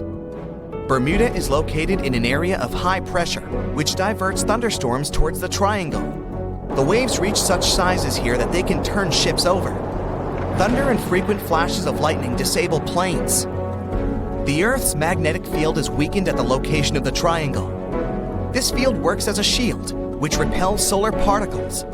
Here, solar radiation passes through the upper layers of the atmosphere and can negatively affect the electronics operation. Also, there is a theory that says that the Bermuda Triangle is the center of a magnetic anomaly. But scientists made many checks of the magnetic map of this region and haven't found any oddities. So, look at this map. This is not the Google Maps you open on your way to work. Here, you can see the world's most mysterious places, from the Bermuda Triangle to the pyramids of Giza, from the islands of Dolls to Easter Island. So, grab your pith helmet and let's go. You're venturing deep into the Sahara. What's that on the horizon? It looks like the remains of a once thriving civilization. Near the city of Tiaret, 150 miles southwest of Algeria's capital, you can find 13 monuments shrouded in mystery. You see underground vaults and other constructions made of stone. They were built between the 4th and 7th centuries CE. Some chambers are interconnected with a labyrinth. Walking through it takes about 2 hours. People who once inhabited this place carved hunting scenes and animal figures on the walls. Researchers believe the place was built as a final resting place for the Berber royalty, but there's no way to prove it, and the abandoned city in the desert remains a mystery. Now, how about the Island of the Dolls? If this name doesn't give you the heebie-jeebies, I don't know what will. While moving down an ancient Aztec canal, you find this mysterious island. Hundreds of abandoned dolls are hanging from trees. There are so many, you lose count. Legends say it was a man who hung them there. He decided that one wasn't enough, so he spent his life hanging dolls on trees. Yeah, that's creepy. Speaking of creepy, in Mexican desert land, there's a spot called the Mapimi Silent Zone. People say no radio or any other kind of signal can be received there. I definitely wouldn't want to get lost there. In the far north of Canada lies inhospitable Lake Anjikuni. It's covered with snow and ice for half of the year. It was once home to the Inuit people. But something terrifying happened to this entire village. What exactly? This mystery is still unsolved. In 1930, Joe LaBelle was passing through a village that seemed deserted. He noticed that something was off there. There was no noise or any sign of human activity. He opened doors, one after another, but nobody was home. The inhabitants of the entire village were gone. They left behind 7 sled dogs. Those were still tied to their posts. No one has been able to explain this disappearance so far. One of the world's biggest mysteries is the Pyramids of Giza. The Great Pyramid of Giza itself was built as a final resting place for Pharaoh Khufu around 4,500 years ago. It remains unexplained how the Egyptians managed to build the pyramids without any of the technology available to us nowadays. Interestingly, the pyramids align with Orion's belt and all face toward the north. Yellowstone National Park is known for its beauty, but also for some bizarre accidents. For example, in the summer of 1929, hundreds of people visiting the site fell sick. It all began with 6 employees, but quickly spread to the staff and guests of different hotels. Until today, it's unknown what happened. People didn't eat the same food, nor did they drink from the same water source or stay at the same hotel. So, make sure to keep an eye out for anything strange if you're ever in the area. The River Nid in North Yorkshire is said to turn things into stone. People from all over the world come to see this phenomenon with their own eyes. Tourists and locals travel there to leave different items in the well. A bicycle abandoned in the well turned into stone several days later. An old teddy bear became a piece of rock. Many believe that whoever stepped into this water would have a similar fate. But according to scientists, this is just a natural phenomenon. Local water is rich in minerals that form a coating around objects. It's this hard shell that makes them look as if they're made of stone. Now, how can rocks slide across the ground on their own? At Racetrack Playa, a dry lake bed at Death Valley National Park in California, they do. These moving rocks, called sailing stones, have been observed since the early 1900s.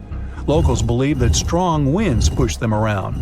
Other theories involve magnetic fields.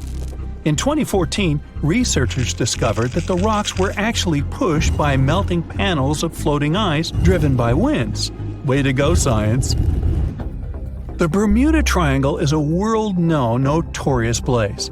That's where over 50 ships and 20 airplanes have allegedly disappeared. Rescue missions never came back. It's located off the coast of Florida in the middle of the Atlantic Ocean. Unexplained disappearances there date back to the mid-19th century. There are different theories about why ships and planes vanish into thin air in this region. Some of them claim that the area is just extremely foggy, which makes it difficult for navigation.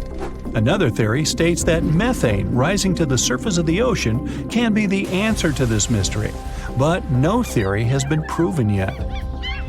In the mountainous country of Pakistan, you'll find the lost city of Mohenjo-Daro. This ancient archaeological site dates back to 2500 BCE. Scientists believe the city was built by the Indus Valley civilization. Here we see a well-planned street grid. And look at this elaborate drainage system. Nobody knows what happened to the people living in this town. The only thing scientists are almost sure about, it looks like something ended their lives all at once. Has the mystery of Easter Island finally been solved? You've probably heard of the fascinating monolithic statues standing on this Polynesian island. The statues, called moai, weigh up to 90 tons. They were built by the Rapa Nui people. How they managed to transport the statues remains unexplained. Researchers from the University of California believe the statues were built to make the soil on the island more fertile. And the coolest thing? The analysis has shown that the areas where the Moai sculptures stand are indeed more fertile. The crooked forest in Poland is weird, to say the least. A grove of oddly shaped pine trees looks like something straight out of a sci-fi movie. The grove is home to around 400 pines that were planted in 1930. They all first bend toward the north and then continue growing upright. No one knows for sure why this happened. The surrounding forest is full of perfectly straight pine trees. Is there a monstrous creature living at the bottom of Loch Ness in Scotland? Whether it's a myth or reality, it sure is spooky. The legend of the Loch Ness Monster appeared somewhere around 1933. Since then, people have been claiming to have seen dragons, prehistoric monsters, and sea serpents in the lake. Will we ever know the truth? The Wharton Basin off the western coast of Australia is home to odd geological phenomena. Huge earthquakes happen there, one after another. This would be unsurprising if the area was located above a fault line, which is where two tectonic plates meet. But that isn't the case. The area is located on the Australian plate, but researchers believe that a new fault line might be forming there. This is the only reasonable explanation for what's happening in that area. One of the most isolated places on Earth, the North Pole, is as mysterious as it gets. A land of ice and odd disappearances. In the late 1840s, an expedition of more than 130 people, known as the Franklin Expedition, vanished in that region. Some evidence was found 150 years later, a leather shoe and snippets of journal entries. My own theory? They were all hired by Santa Claus to work in his toy factory. Yeah, no one else bought it either. Machu Picchu is also known as the Lost City of the Incas. It's a testament to the power of the Inca civilization, but the purpose of the site is still a mystery to be unraveled. The citadel was constructed at 7,000 feet above sea level around 1450 CE. The question remains, why did the Incas build a city like this in a place so inaccessible? Archaeologists have discovered that most of the city is built underground, and about 60% of the place remains unexplored. So who knows what might be hiding down there? The Mariana Trench is the world's deepest, darkest place. Imagine this: no sunlight, freezing waters. There seems to be little to no chance of life existing so deep under the surface. Yet, sea explorers claim to hear a bizarre sound coming from the depths of the trench. The records of this mysterious noise lead some to believe that a deep-sea monster is calling the trench its home. Alright, too spooky. I'm out of here. The Bermuda Triangle is one of the most heavily traveled shipping routes in the world. Some skeptics believe that this fact solves the Bermuda Triangle mystery. Statistically, the busier the area, the higher the frequency of accidents and disappearances. While this makes sense, it's not the frequency of disappearances that's responsible for the mystery of the Bermuda Triangle. It's the lack of explanation or wreckage found.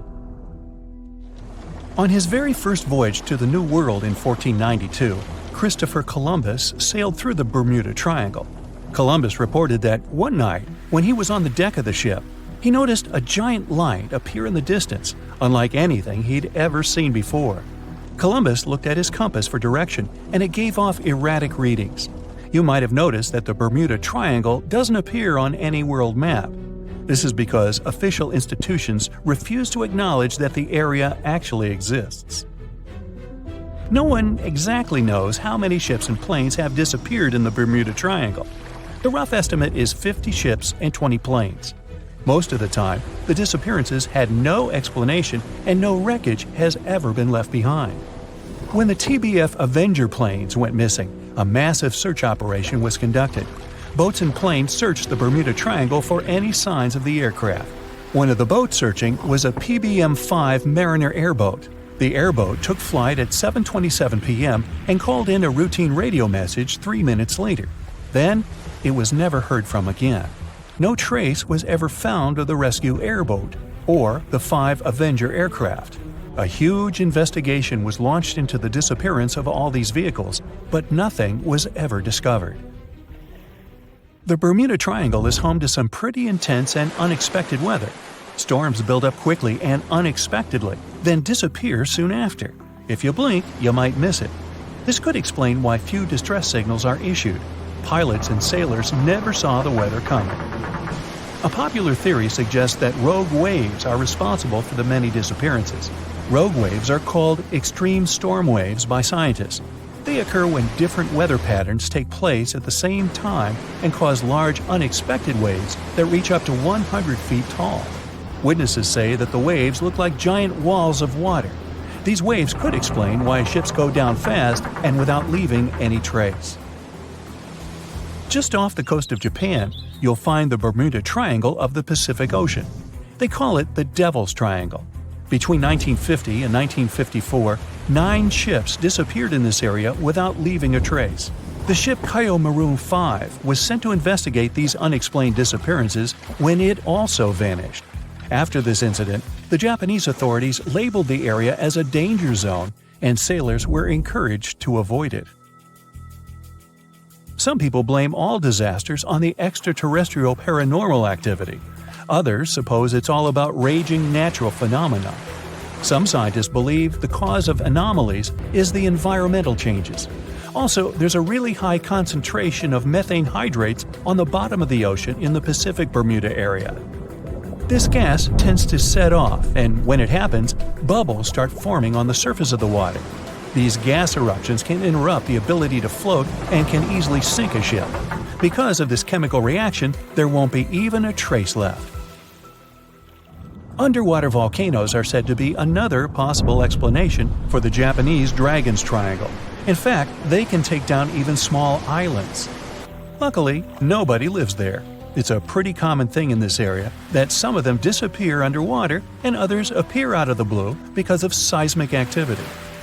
You'll never find the Dragon's Triangle on any official map of the world, so nobody's quite sure about how large it is in reality.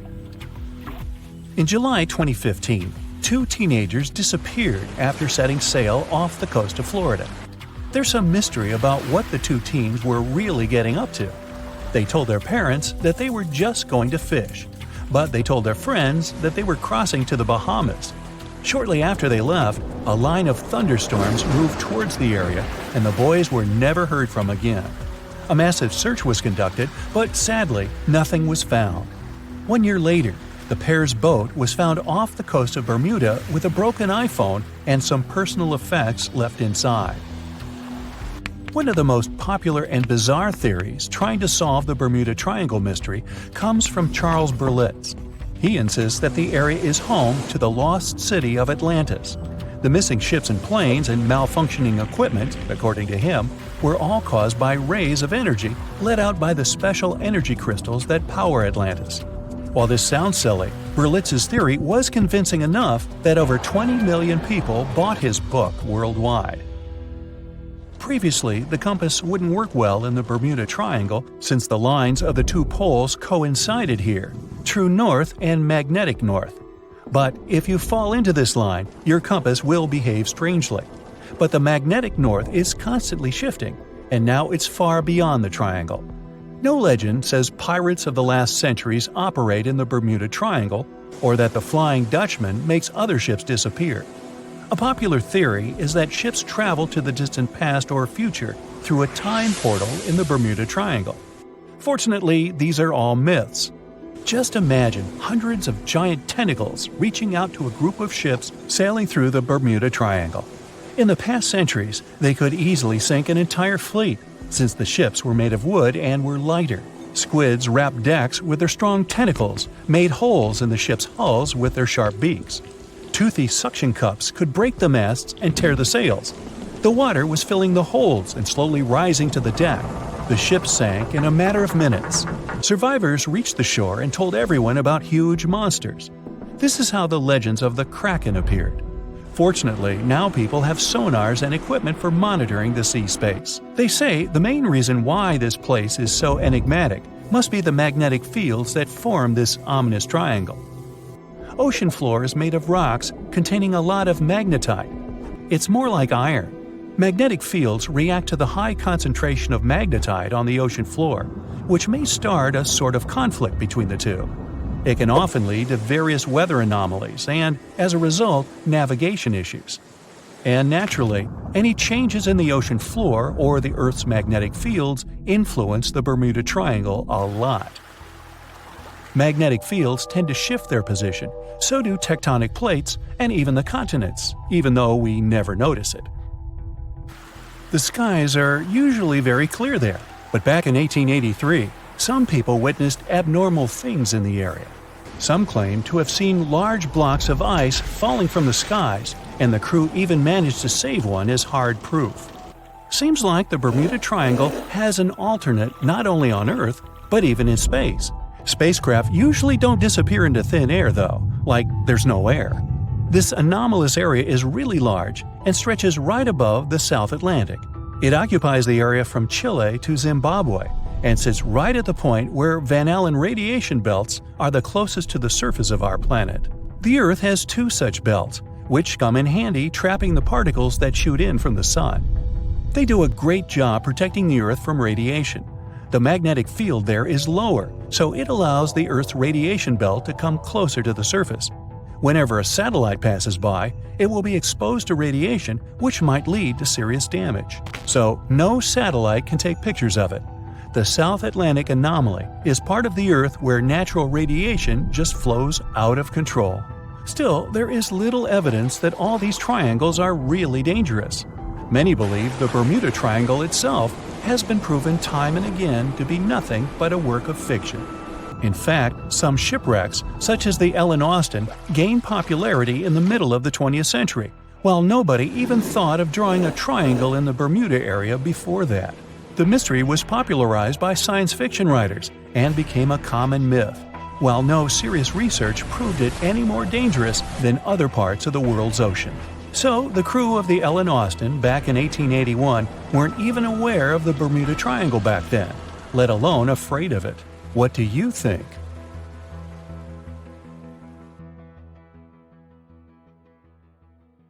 April 10th, 1912.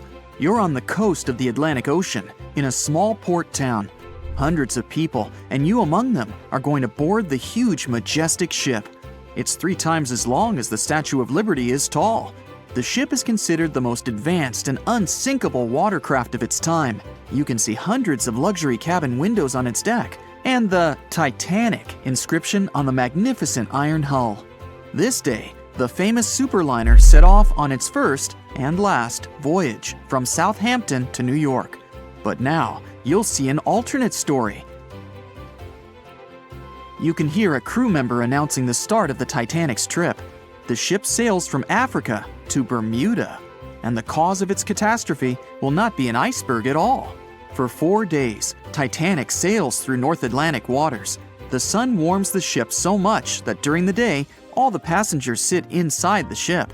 In the evening, when a cool breeze descends on the ocean, all the people go up on deck to watch the beautiful red sunset. Midnight, April 15th. You're sitting in your cabin reading a book. You're usually asleep at this time, but right now, you're just flipping through page after page. You close the book and look around the cabin.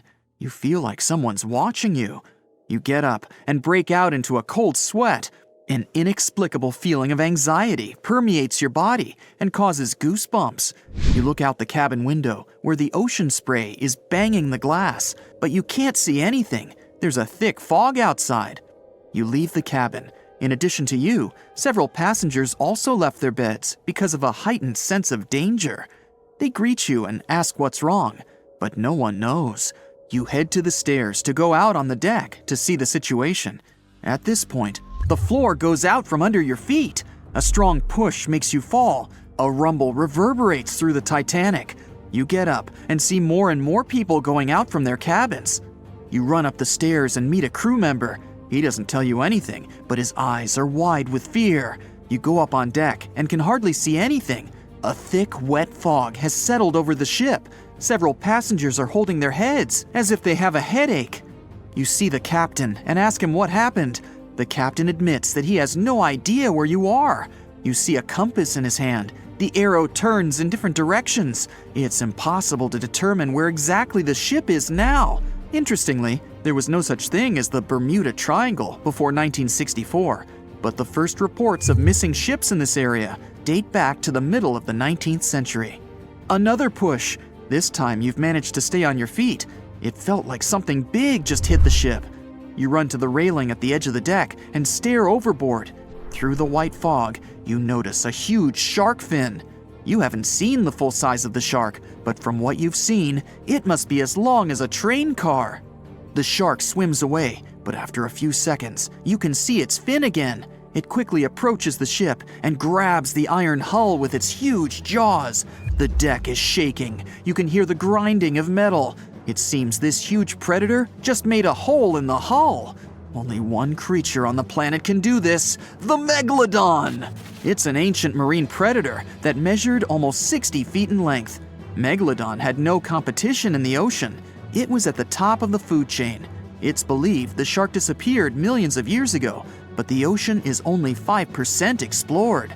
Here, it's alive and swimming in the mysterious waters of the Bermuda Triangle.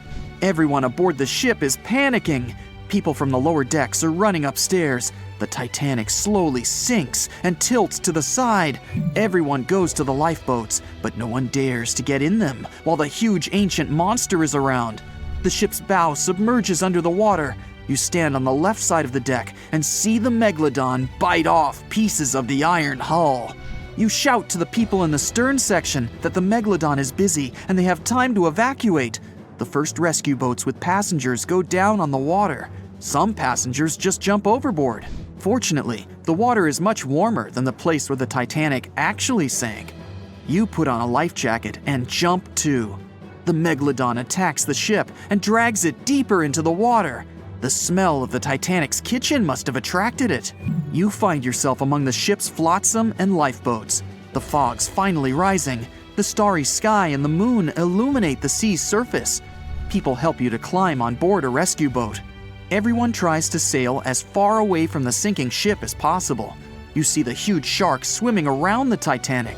At this moment, something distracts it, and the predator goes away. More than half of the ship is already under the surface. The second part looks like a candle sticking out of the water. The ocean is calm. The sky's clear and cloudless. There's no wind. From the side, you see a huge wave growing behind the Titanic. It's about 50 feet high, like a 5-story building. It knocks the ship down as easily as if it was made of paper. The monster wave dissolves in the water as quickly and unexpectedly as it appeared. You've just witnessed a rogue wave. This phenomenon occurs all over the world. Enormous waves suddenly appear, demolish ships, and disappear without a trace.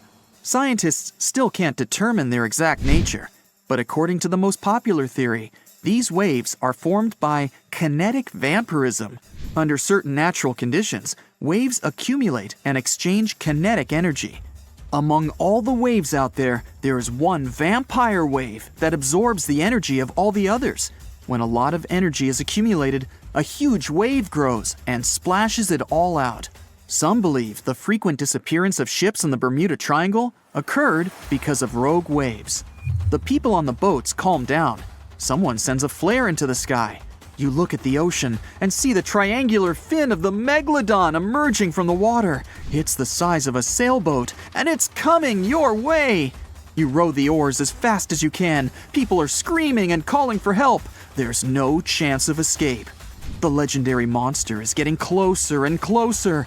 The shark's head peeks out from under the surface. It opens its huge maw filled with hundreds of sharp teeth. Each of them is the size of your palm. The boat would fit entirely inside the shark's mouth. It can swallow you whole. The shark stops and closes its mouth at arm's length from the boat. You can see the water bubbling around you.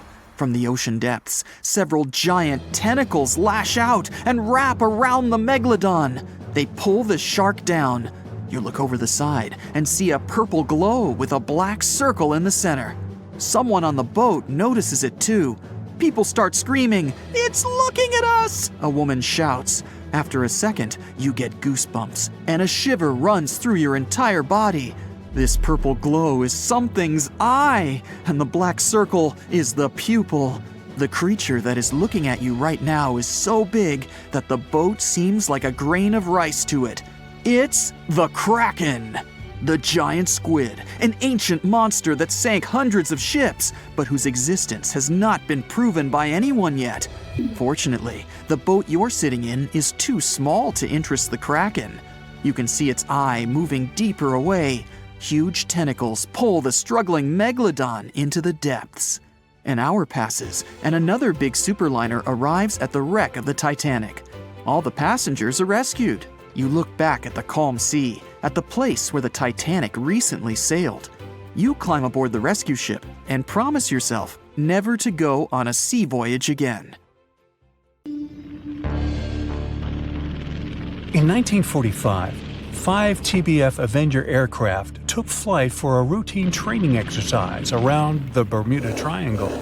In the middle of the exercise, the planes were struck by intense rain and heavy winds, despite the clear weather forecast. The pilots became extremely disoriented and radioed the base to report that their navigational equipment had stopped working. The last thing the base heard was, "When the first plane drops below 10 gallons, we'll all go down together," and then static. The 5 planes and their 14 crew members were never seen or heard from again. On his very first voyage to the New World in 1492, Christopher Columbus sailed through the Bermuda Triangle. Columbus reported that one night when he was on the deck of the ship, he noticed a giant light appear in the distance, unlike anything he had ever seen before. Columbus looked at his compass for direction, and it gave off erratic readings. You might have noticed that the Bermuda Triangle doesn't appear on any world map. This is because official institutions refuse to acknowledge that the area actually exists. A popular theory suggests that rogue waves are responsible for the many disappearances. Rogue waves are called extreme storm waves by scientists. They occur when different weather patterns take place at the same time and cause large, unexpected waves.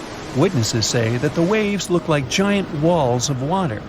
These waves could explain why ships go down fast and without leaving any trace. The Bermuda Triangle is home to some pretty intense and unexpected weather. Storms build up quickly and unexpectedly, then disappear soon after. If you blink, you might miss it. This could explain why few distress signals are issued. Pilots and sailors never saw the weather coming. No one knows exactly how many ships and planes have disappeared in the Bermuda Triangle. The rough estimate is 50 ships and 20 planes. Most of the time, the disappearances had no explanation and no wreckage has ever been left behind. Another bizarre theory trying to solve the Bermuda Triangle mystery comes from Charlie Berlitz. He insists that the area is home to the lost city of Atlantis. The missing ships and planes and malfunctioning equipment, according to him, were all caused by rays of energy let out by the special energy crystals that power Atlantis. While this sounds silly, Berlitz's theory was convincing enough that over 20 million people bought his book worldwide. In the year 1800, a large sailing vessel called the USS Pickering departed from the U.S. on its way to the West Indies.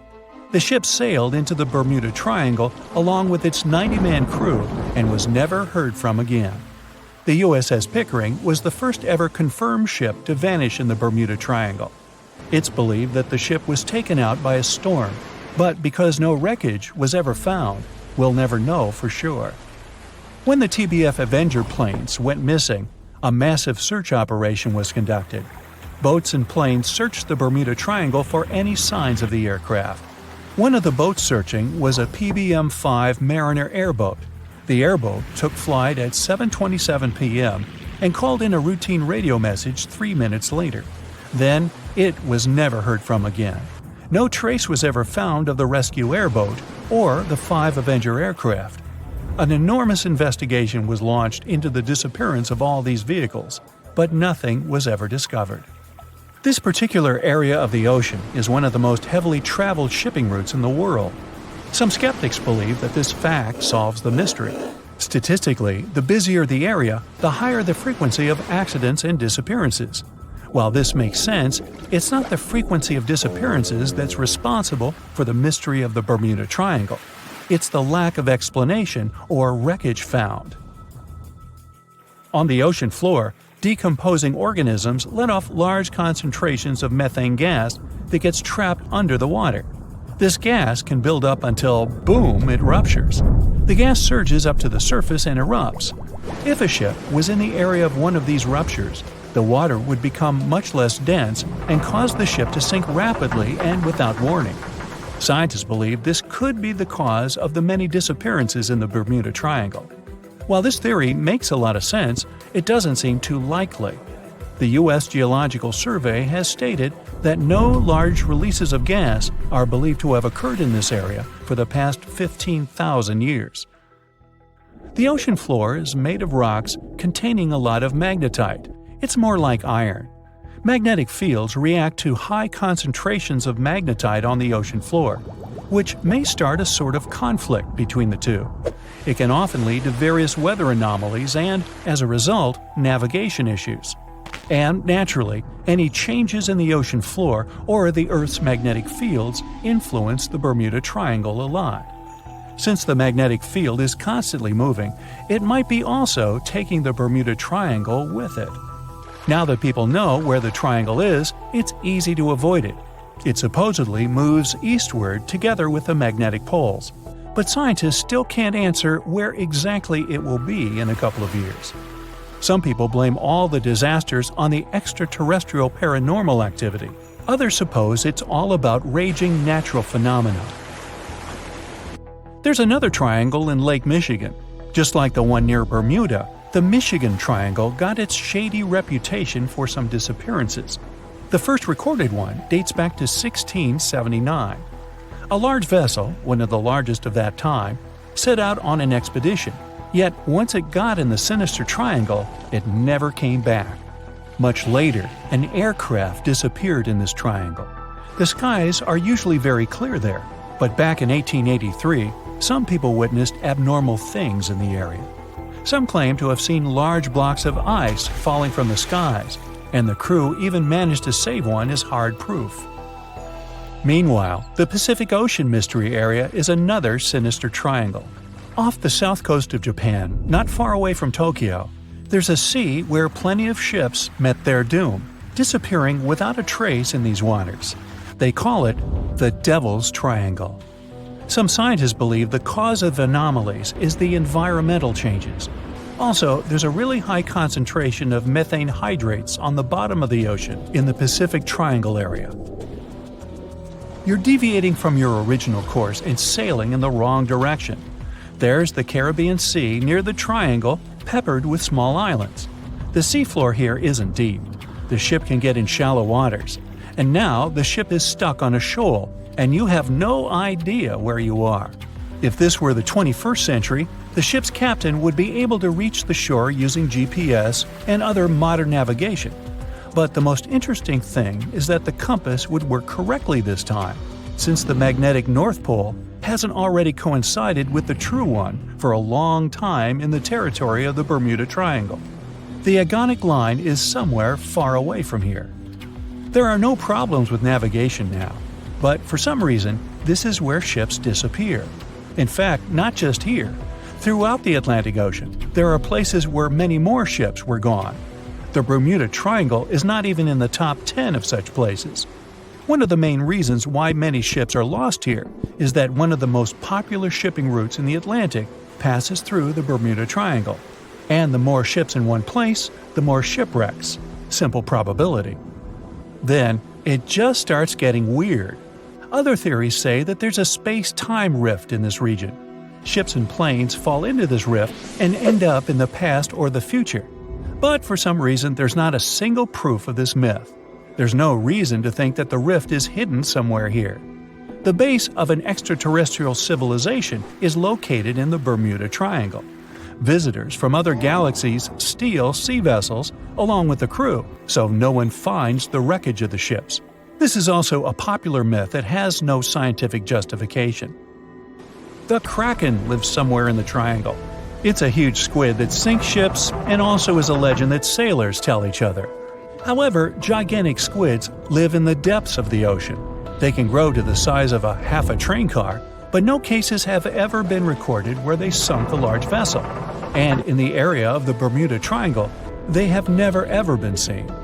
People in the past didn't know about the existence of these creatures, so when they saw them for the first time, they described them as huge, terrible monsters. Giant squids are some of the most elusive creatures on Earth, and scientists had to use sonar equipment to find them.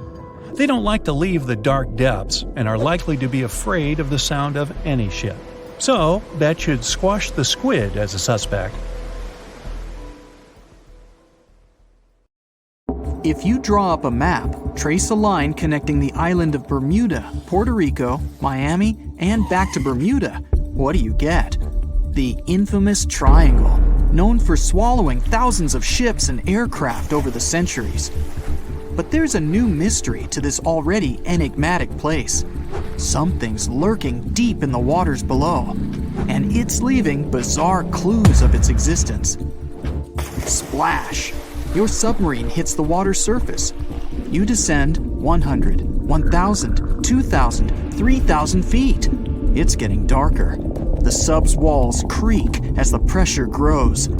Over 1,400 psi. It's like the weight of a grand piano squeezing every square inch of your body from all sides.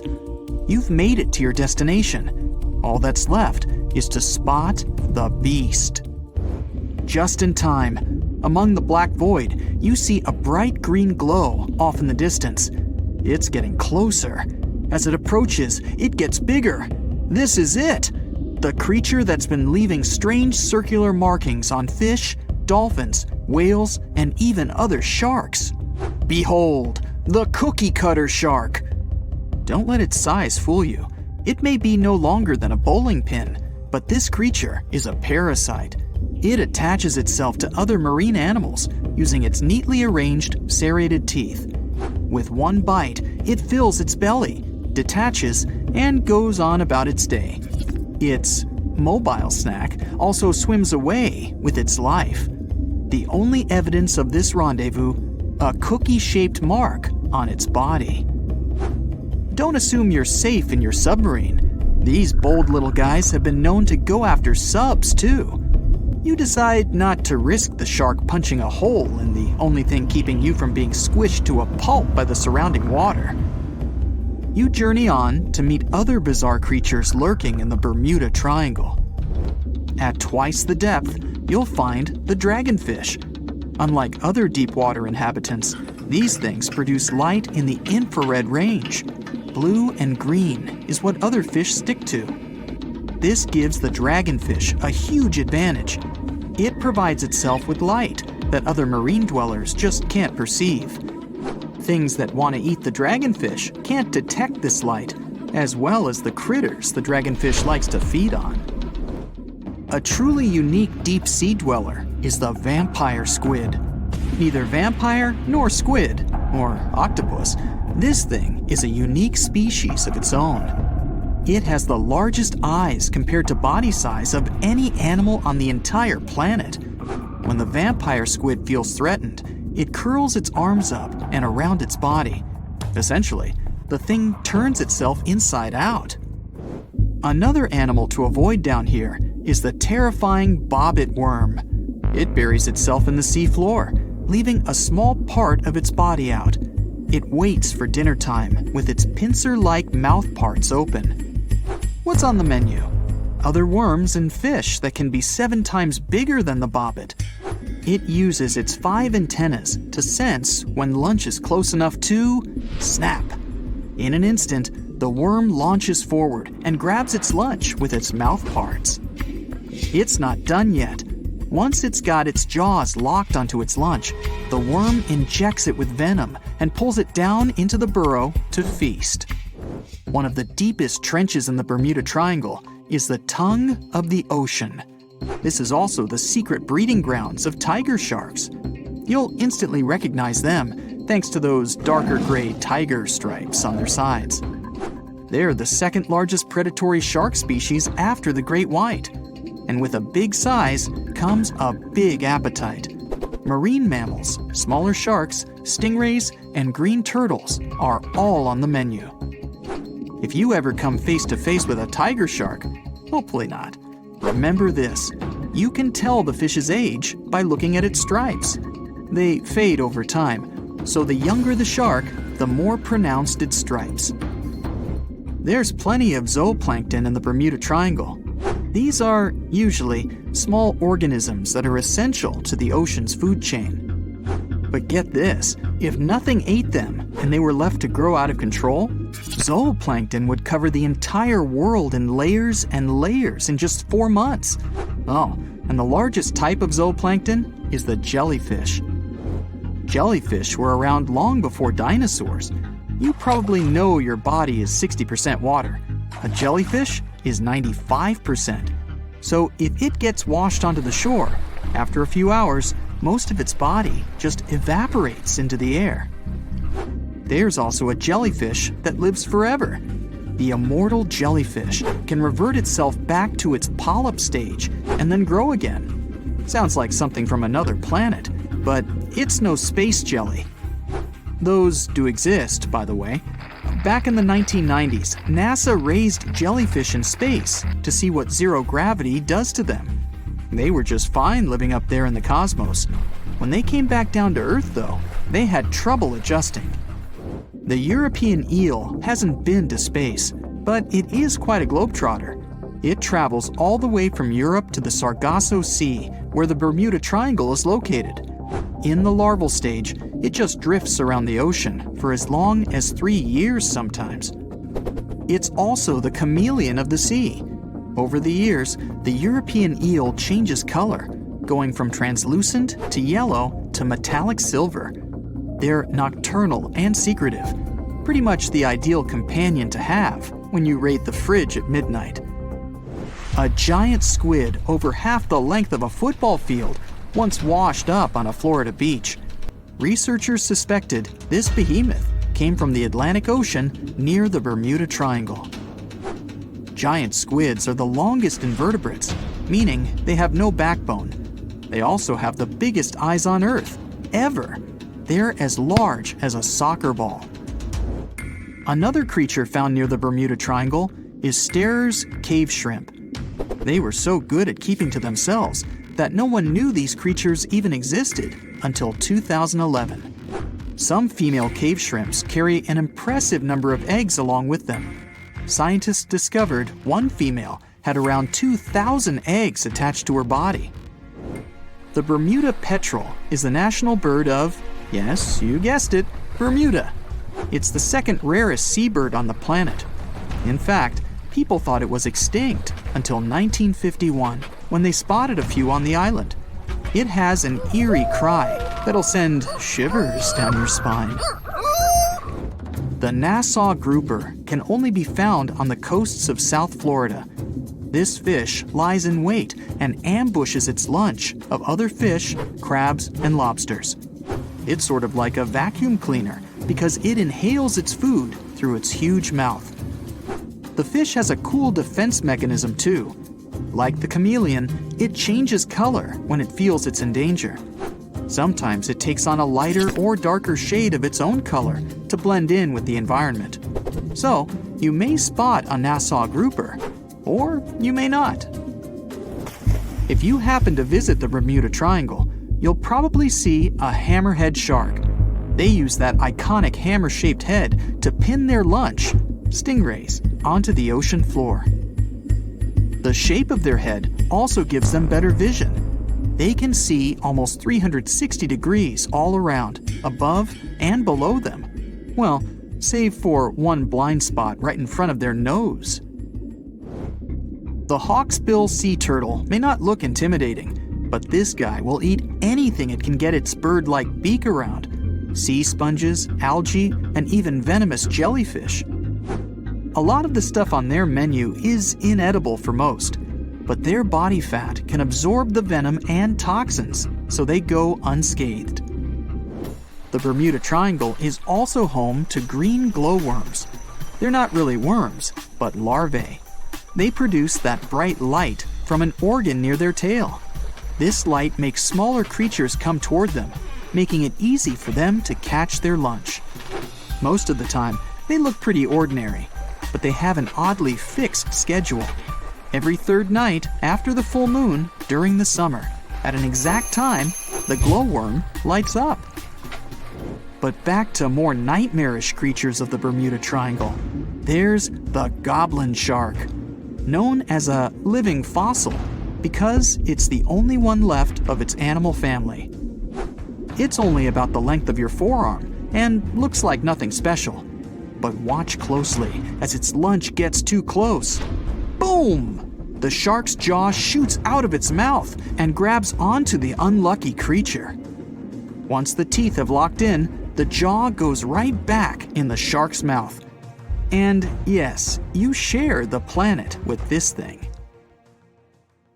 Some people are still afraid of sailing through this region because more than 50 ships and 20 planes have disappeared here since the mid-19th century. You won't find this place on a regular paper map, as it's not an official region of the Atlantic Ocean. It's just an imaginary area of water in the shape of a triangle near the southeastern coast of the US. Right now, we're going there to debunk all the myths and fairy tales about this place. The most popular theory says that the ancient city of Atlantis was once located where the Bermuda Triangle is now. It was inhabited by a more advanced civilization than the rest of the people on Earth. In this area, some mysterious crystals were installed that generated infinite energy and powered the entire city. Then the city sank, and its ruins still lie on the bottom of the Atlantic. But among its ruins, there are still places where crystals work. They're the reason for most disappearances.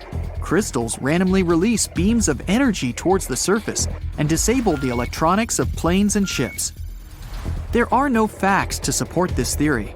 Someone once wrote this legend in a book about the Bermuda Triangle, and some people have been supporting it ever since. However, there's some oddity associated with electronics. Astronauts of the International Space Station noticed the Earth's magnetic field is weakened in the Bermuda Triangle area. This field is a shield that protects us from solar radiation. Above the triangle, the particles of the sun's rays move faster than in any other part of the planet. This causes unstable work in the electronics of satellites flying in the atmosphere of Earth. It doesn't apply to ships and planes, though. There's also a theory that the Bermuda Triangle is the center of a magnetic anomaly causing navigation errors, but regular checks of the magnetic map of this region don't reveal any issues. You arrive at the place, the water is calm, and there's no coming storm in sight. You look at the compass and see the arrow moving from side to side. Oh no, it's begun! Panic rises within you, and you quickly turn the steering wheel of the ship to sail away from this place. Oh, stop. There has long been an explanation for the strange compass behavior in this area. The Bermuda Triangle is one of the rare places on the planet where true north and the magnetic one are in the exact same direction. True north is the geographic north pole of our planet. Magnetic north directs to the north magnetic pole, which constantly wanders around the Earth. Sometimes these poles coincide, and the straight line that connects north and south is called the agonic line. If you fall into this line, your compass will behave strangely. It won't point exactly to the north. Imagine that you're the captain of a ship sailing in the Bermuda Triangle at the beginning of the 20th century. You need to know where north is to get to the shore. You look at the compass, and it points incorrectly. You're deviating from your original course and sailing in the wrong direction. There's the Caribbean Sea near the triangle, peppered with small islands. The sea floor here isn't deep. The ship can get in shallow waters, and now the ship is stuck on a shoal, and you have no idea where you are. If this were the 21st century, the ship's captain would be able to reach the shore using GPS and other modern navigation. But the most interesting thing is that the compass would work correctly this time, since the magnetic North Pole hasn't already coincided with the true one for a long time in the territory of the Bermuda Triangle. The agonic line is somewhere far away from here. There are no problems with navigation now, but for some reason, this is where ships disappear. In fact, not just here. Throughout the Atlantic Ocean, there are places where many more ships have gone. The Bermuda Triangle is not even in the top 10 of such places. One of the main reasons why many ships are lost here is that one of the most popular shipping routes in the Atlantic passes through the Bermuda Triangle. And the more ships in one place, the more shipwrecks. Simple probability. Other theories say there's a space-time rift in this region. Ships and planes fall into this rift and end up in the past or the future.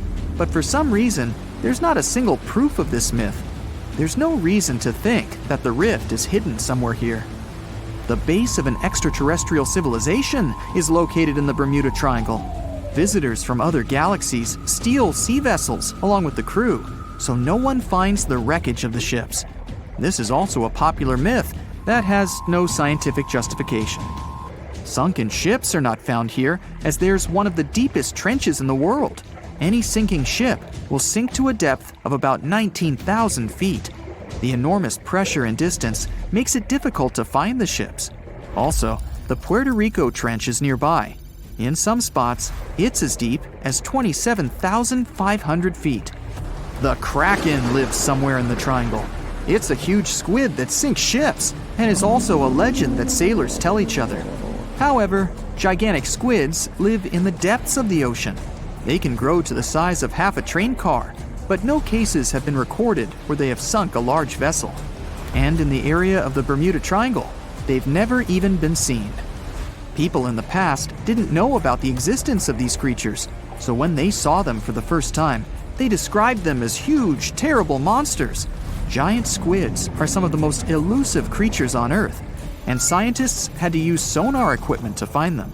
They don't like to leave the dark depths and are likely to be afraid of the sound of any ship. A more realistic hypothesis about the mystery of the Bermuda Triangle is methane. Large deposits of this gas can be found under the seafloor of this region. From there, methane is released into the water.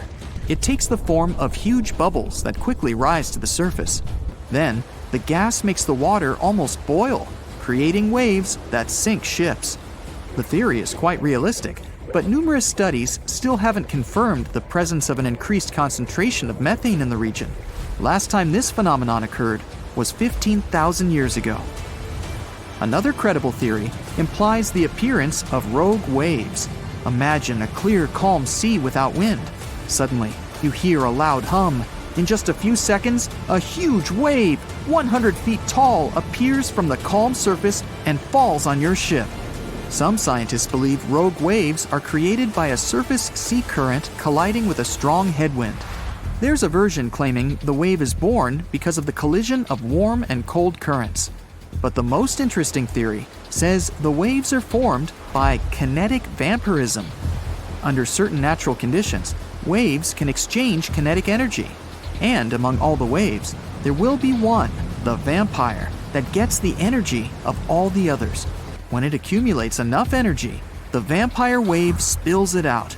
This explains the force of the impact and its sudden disappearance. This phenomenon is observed in all the waters of the world's oceans, but there's no evidence that it occurs most often in the Bermuda Triangle. If rogue waves appeared there, it was not during a calm. A restless sea is the main reason for ship disappearances in the Bermuda Triangle. Severe storms and hurricanes are a frequent thing there, because the Bermuda Islands is an area of high pressure that diverts thunderstorms towards the triangle. Huge waves simply overturn ships, and thunder and lightning flashes disable planes' electronics. There's nothing mysterious about this. Storms and ship disappearances occur in all oceans, but a lot of legends were made exactly about the Bermuda Triangle. It all started in the middle of the 20th century when a book was published that tells us that Atlantis lies in the waters of the triangle. No proof was given, but people liked this mysterious theory so much, they began to build upon it. They started making documentaries about it and writing new books. Each material devoted to the fantastic nature of the triangle was based not on facts, but the theories of other written books and films. And when a topic is popular, you can make money on it. Readers enjoy it, and authors are rewarded.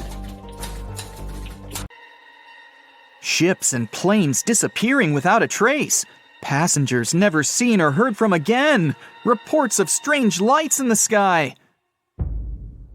No, these aren't scenes from an upcoming Hollywood blockbuster, but some of the strange occurrences reported for over a century in an area ominously dubbed the Graveyard of Lake Ontario, also referred to as Canada's Bermuda Triangle, or the Marysburg Vortex.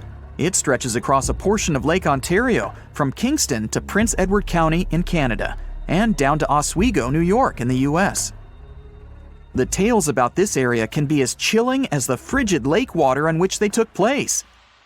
The most unsettling story involves the schooner called the Bavaria. It was 1889, and the ship was being towed across the lake.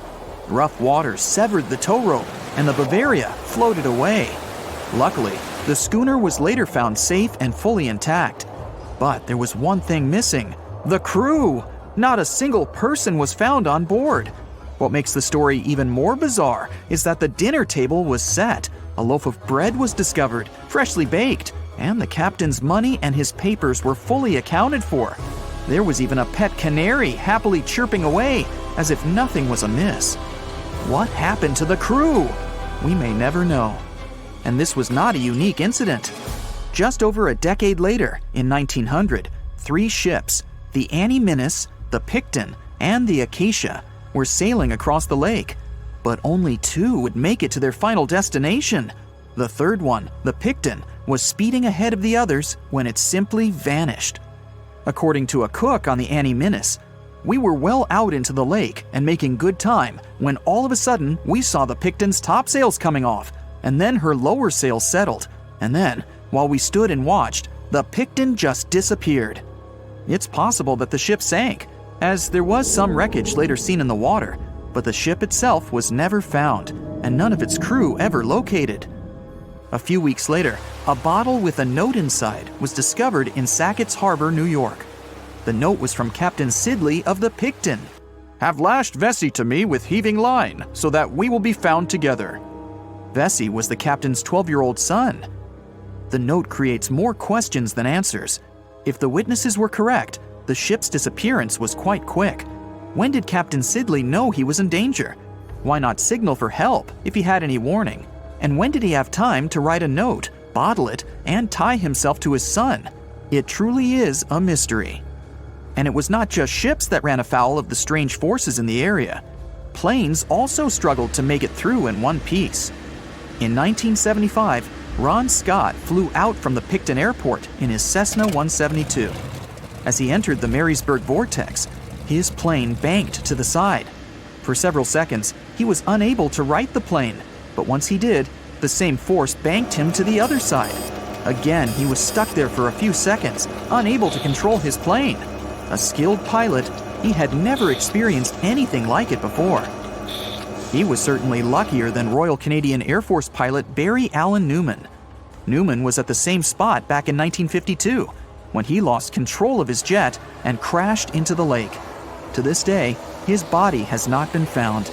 In total, over 270 ships and at least 40 planes have met a tragic end in this area. And adding to the mystery, sometimes people report a series of bright lights or orbs, or a dark ship hovering in the sky. These are even harder to explain. Witnesses willing to report them are adamant they are true. Sid Wells said he watched a strange shape like a multifaceted diamond slowly spinning in the sky, and then it just disappeared. Others claim to have seen it too. Of course, the Marysburg Vortex is just one of several places around the world known as vile vortices, a term coined by biologist and writer Ivan T. Sanderson.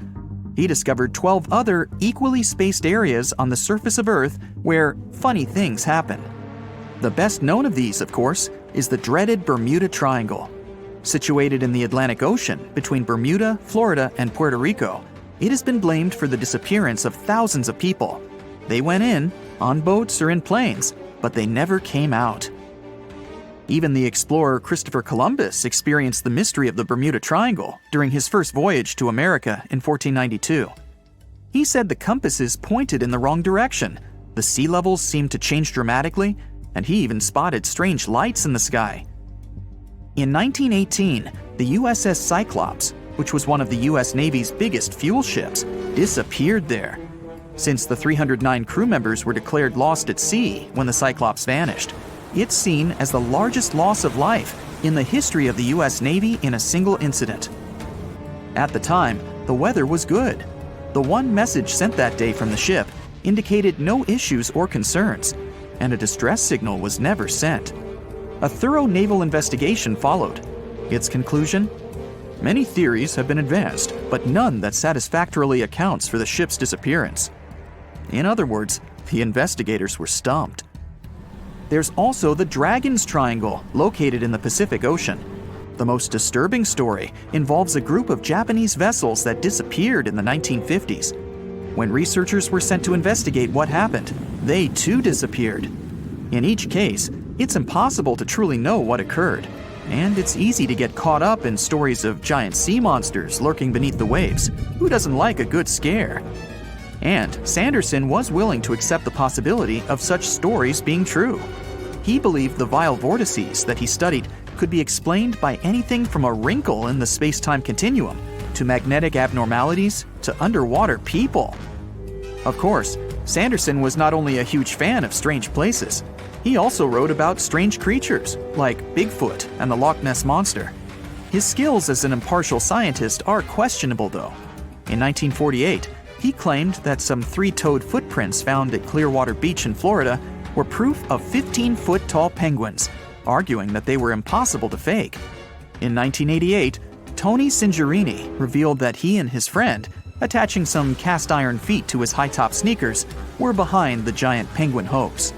So maybe Sanderson isn't the most reliable source after all, but there are also some very compelling and wholly natural explanations.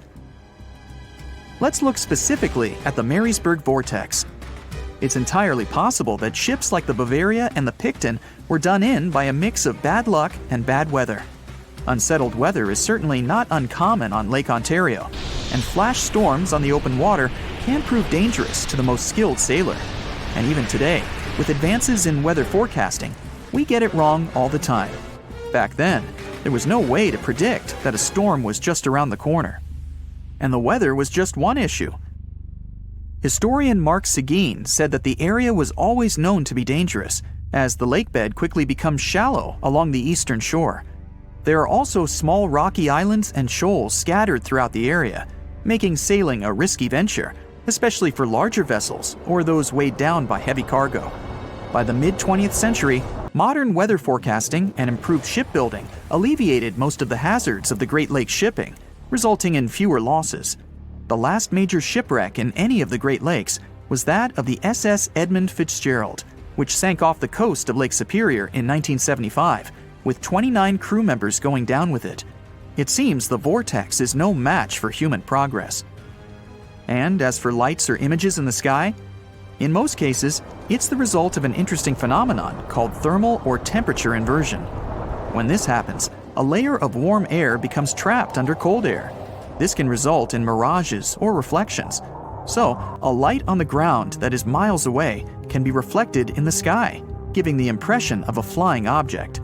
Other parts of the mystery may be solved with a little time. Lake Ontario's freshwater and frigid temperatures help preserve the ships and planes that came to rest there. As divers and researchers continue to explore the area, maybe we'll finally learn the fate of the Bavaria, the Picton, Captain Sidley, and his son. The notorious Bermuda Triangle in the North Atlantic Ocean makes people, ships, and airplanes vanish into thin air. Some experts blame bad weather conditions. Others are sure the reason is heavy traffic in the area and human error. Many people believe in conspiracy theories, aliens, the lost city of Atlantis, or even a massive meteorite lying on the ocean floor. There are also those who deny there's anything unusual about the triangle, and still, the mystery remains.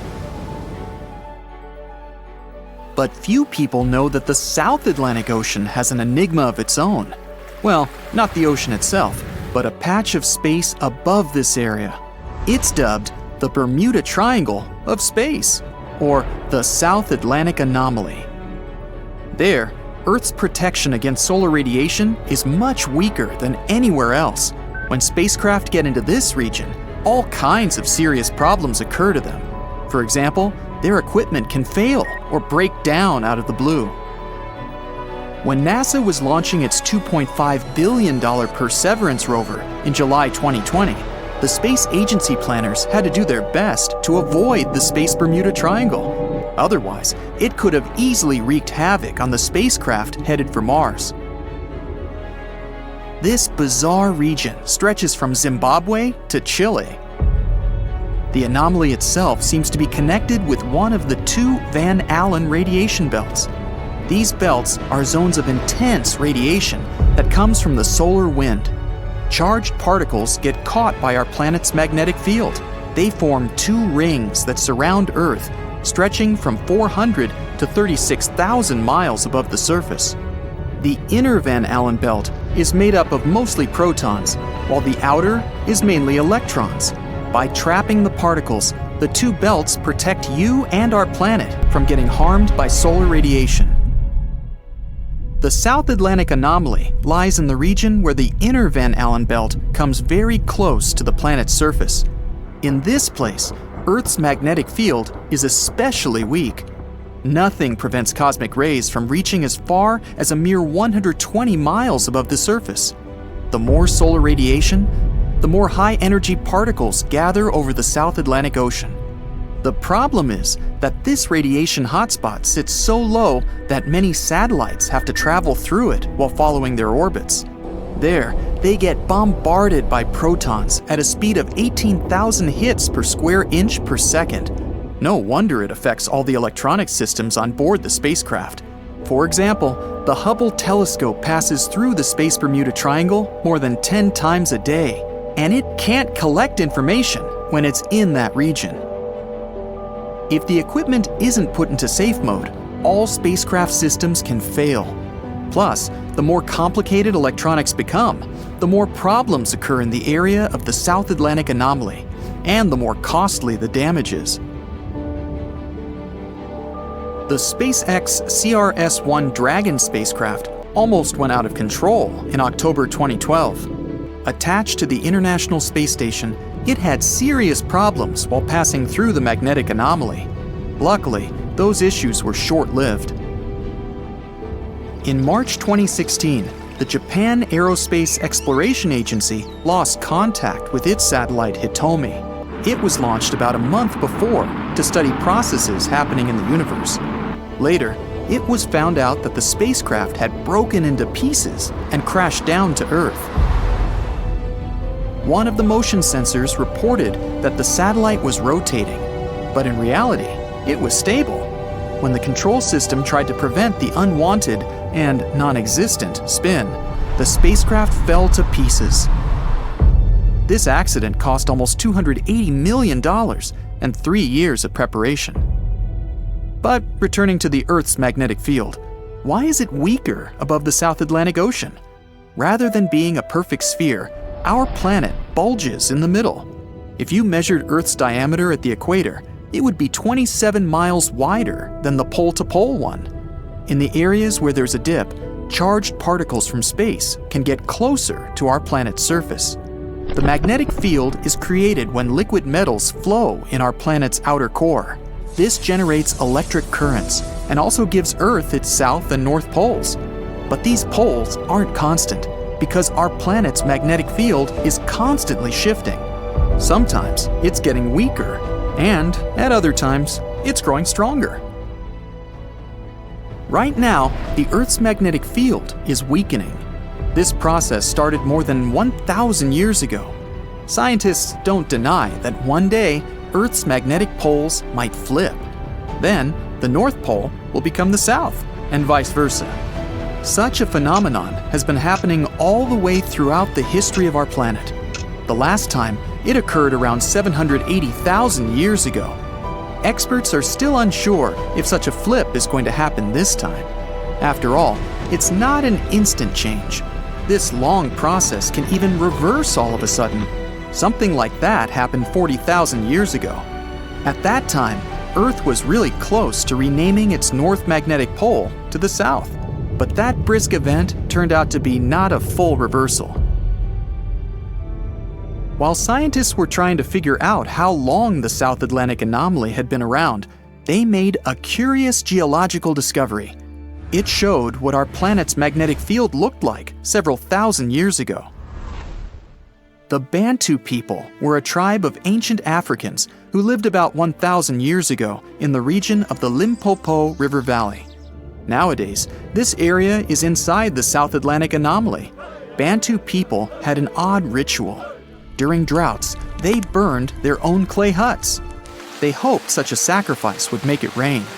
But when clay burned at high temperatures, the magnetic minerals in it aligned with Earth's magnetic field. That's why when the substance cooled down, the minerals showed the planet's magnetic field pattern. It helped the scientists learn that the process of the weakening of the magnetosphere started long ago. The clay patterns even specified certain periods of time when the process was especially active: 400 to 450 CE, 700 to 750 CE, and 1225 to 1550 CE. Even better, the researchers likely found the answer to the mystery of the space Bermuda Triangle. They noticed there was something unusual about the boundary lying between our planet's silicate mantle and its liquid iron-nickel outer core. This region is almost 1,800 miles beneath Earth's surface, and that's where a huge reservoir of super dense rock sits. Some experts state that the thing might be tens of millions of years old and thousands of miles wide. It's not 100% clear how a rock, even if it's that big, can interfere with the magnetic field of the entire planet. It might be because it's located right between Earth's boiling outer core and the mantle, which is much stiffer and cooler. The enormous boulder might be disturbing the layer of iron, and it's the very thing that helps to form our planet's magnetic field. Whatever the reason is, exactly under Africa, the magnetic field is reversed, and that's what's likely to cause the anomaly that affects spacecraft. At first, the scientists thought their discovery meant the magnetic field was about to flip again. If it was true, our planet would go through several catastrophic events. The continents would start to lurch in different directions. It would trigger catastrophic earthquakes, lead to the disappearance of many species, and provoke climate changes. Luckily, there's no evidence that the consequences of the pole reversal would be that bad. Even better, it might not happen at all. After more research, it became clear that the Bermuda Triangle of space isn't a sign of an upcoming pole reversal. The events taking place under the continent are more likely to be part of a bigger scale pattern. But the South Atlantic anomaly is scary enough on its own. If this area keeps growing, it'll cause problems not only in space, but also on Earth. Computers and other electronic equipment will fail or stop working altogether. Right now, the radiation is less intense in the lower layers of the anomaly than in its upper part. But over the past 150 years, the magnetic field in the region has lost more than 15% of its strength. It doesn't mean Earth will be left unprotected from the sun's radiation in the nearest future. Experts are sure this won't happen for at least another billion years. Plus, some kind of magnetic field always existed during the times of the magnetic poles reversal, even though it was weaker and more complicated than the modern one. Well, hey there. We dive back in time and into the oceans over 500 million years ago, just, because we can. Whoa, watch out! It's not megalodon or giant sea reptiles you need to look out for here. It's a bizarre, unearthly-looking creature called Anomalocaris. The name means unlike any other shrimp, and I think you'll agree, it looks like a nightmarish cross between a shrimp and a modern-day centipede. 2 tentacles protruding from its face, each lined with razor-sharp teeth. Oh yeah, and this thing was about the size of your leg. With a wave-like movement of the flaps on each side of its body, it was graceful for a terrifying creature. It was also more advanced than any other life on this planet at the time. Especially those huge eyes. You have only one lens in each of yours. This giant shrimp had 16,000. That's 4 times more than a common housefly. And you know how good their vision is, good enough to dodge that swatter every time. All this allowed Annie to become one of the first animals on this planet to feed on others. Yep, here it is, Earth's first hunter. Its favorite meal? Trilobites. Hey, trilobite. Those are the ancient ancestors of crabs. Some of their fossils have marks on them in the same shape as the monster shrimp's mouthparts. Terrors of the past like this got to be so giant thanks to more oxygen in the atmosphere. A perfect example of this, Meganeuropsis. Imagine a dragonfly. Now make it as big as a cat, and with a wingspan longer than your arm. Megan, the monster-sized dragonfly, could easily grab other insects or even small animals, and she ruled the air with quick movements. Back then, there were still no large birds or other airborne enemies for this behemoth bug, so it was safe and free to grow as large as this planet would allow. Piranhas of the past were also jumbo-sized. Mega piranha was about 3 times the size of the river terrors we have today. Its bite force was about the same as a tiger's, and those striped kitties bite down 2 times harder than lions. That means it probably not only dined on other fish and any land creatures that, got too close to the water, but it could also easily crunch down on large turtles and other unlucky shelled creatures. And fun fact, modern-day piranhas bark like dogs when they're about to enter a confrontation. It actually sounds more like a frog's ribbit. But makes you wonder, what did this mega-sized ancient cousin sound like? A bear roaring? How about giant sea scorpions the size of your bed? Go back about 460 million years, and you'd see them swimming under you. And watch out for that tail. Scientists still don't know if these creatures could use it to inject venom like your standard land scorpion, but something tells me I wouldn't want that thing anywhere near me. Then there's this guy, Therizinosaurus. Terry looks sort of like a goose with long arms. Oh, and did I mention this goose dino is about 2 stories tall and longer than a bus? Yow! Its arms make the T-Rexes look even more bite-sized, each 8 feet long, almost triple the length of T-Rexes. And on the end, razor-sharp claws the size of your whole arm. Now, don't worry about those lengthy claws too much, though. Terry probably used them to cut through giant termite nests. So, this huge reptilian goose was more interested in eating bugs and plants. Another mega monster for you, Megatherium. The giant ground sloth could look a giraffe straight in the eye and weighed as much as a hippo. It moved mainly on its hind legs and used its massive tail as support. He had huge paws with colossal knife-sized claws. The sloth could use them to defend itself from enemies and to bend tree branches in search of food. But the biggest danger to the giant ground sloth wasn't dinosaurs or saber-toothed tigers, it was our own species. Yep, humans showed up just in time to meet this fellow, and to, eat him up. Titanoboa was a terrifying 50-foot snake, as long as the great megalodon itself. It was also more than 2 times heavier than the heavyweight champion among snakes today, the green anaconda. Crocodiles were a regular on this serpent's menu. Titanoboa could swim 3 times faster than the fastest Olympic swimmer our species has ever seen. It was quicker and more dangerous in the water than outside it. And don't forget the boa part of its name. This massive snake wasn't venomous. Instead, it liked to squeeze. Remember that giant shrimp from earlier?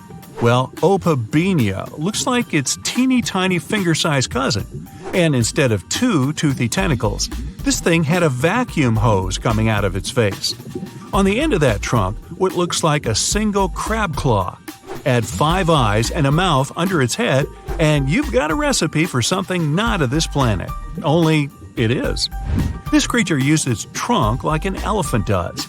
Its claw grabbed food from the bottom of the ocean and brought it up to its mouth. This thing is so weird-looking that, apparently, when the scientist who discovered it presented his findings to an audience, they all laughed as if he were joking. Now, a real-life monster, the Tully monster. From a distance, it looks a bit like Nessie, that long neck and teeth-lined jaws. But get closer, and you'll see it's more like a long nose with a mouth attached at the end, like a mosquito. Its eyes are further back, sticking out of tubes all snail-like. Tully was an ancient mollusk, about the size of your forearm. It probably dined on jellyfish and shrimp 300 million years ago. Thylacus smilus will put a smile on your face as long as you don't get too close. No, it's not a relative of the saber-toothed tiger. It was a marsupial, making it more related to a kangaroo than anything. And if you compare them to body size, its fangs were actually longer than a saber-toothed tiger's. And they grew continuously. As for that beard on its chin, that's actually all chin. The lower jawbone grew down to a point under the mouth. Those fangs were rooted to the skull, going way back to its eyes. When the mouth was closed, that bony beard protected the long, sharp teeth from breakage. Staganapolis, not to be confused with Minneapolis, might look like a big crocodile with a squished-in snout, but it was mostly harmless. Its small head and very few teeth meant the reptile didn't have much to work with when protecting itself. That's what all those armored scales were for, and no need for huge fangs or long rows of razor-sharp teeth when you're a plant eater. That beak-like tip on its nose allowed the stag to dig up plants. So, really, this reptile was more like a 10-foot scaly pig than a croc. Basilosaurus was a type of ancient whale that lived on our planet about 45 million years ago. Not quite as long as a blue whale, but this guy was still big enough to munch down on other whales and even sharks. Some people believe these monsters could still exist today.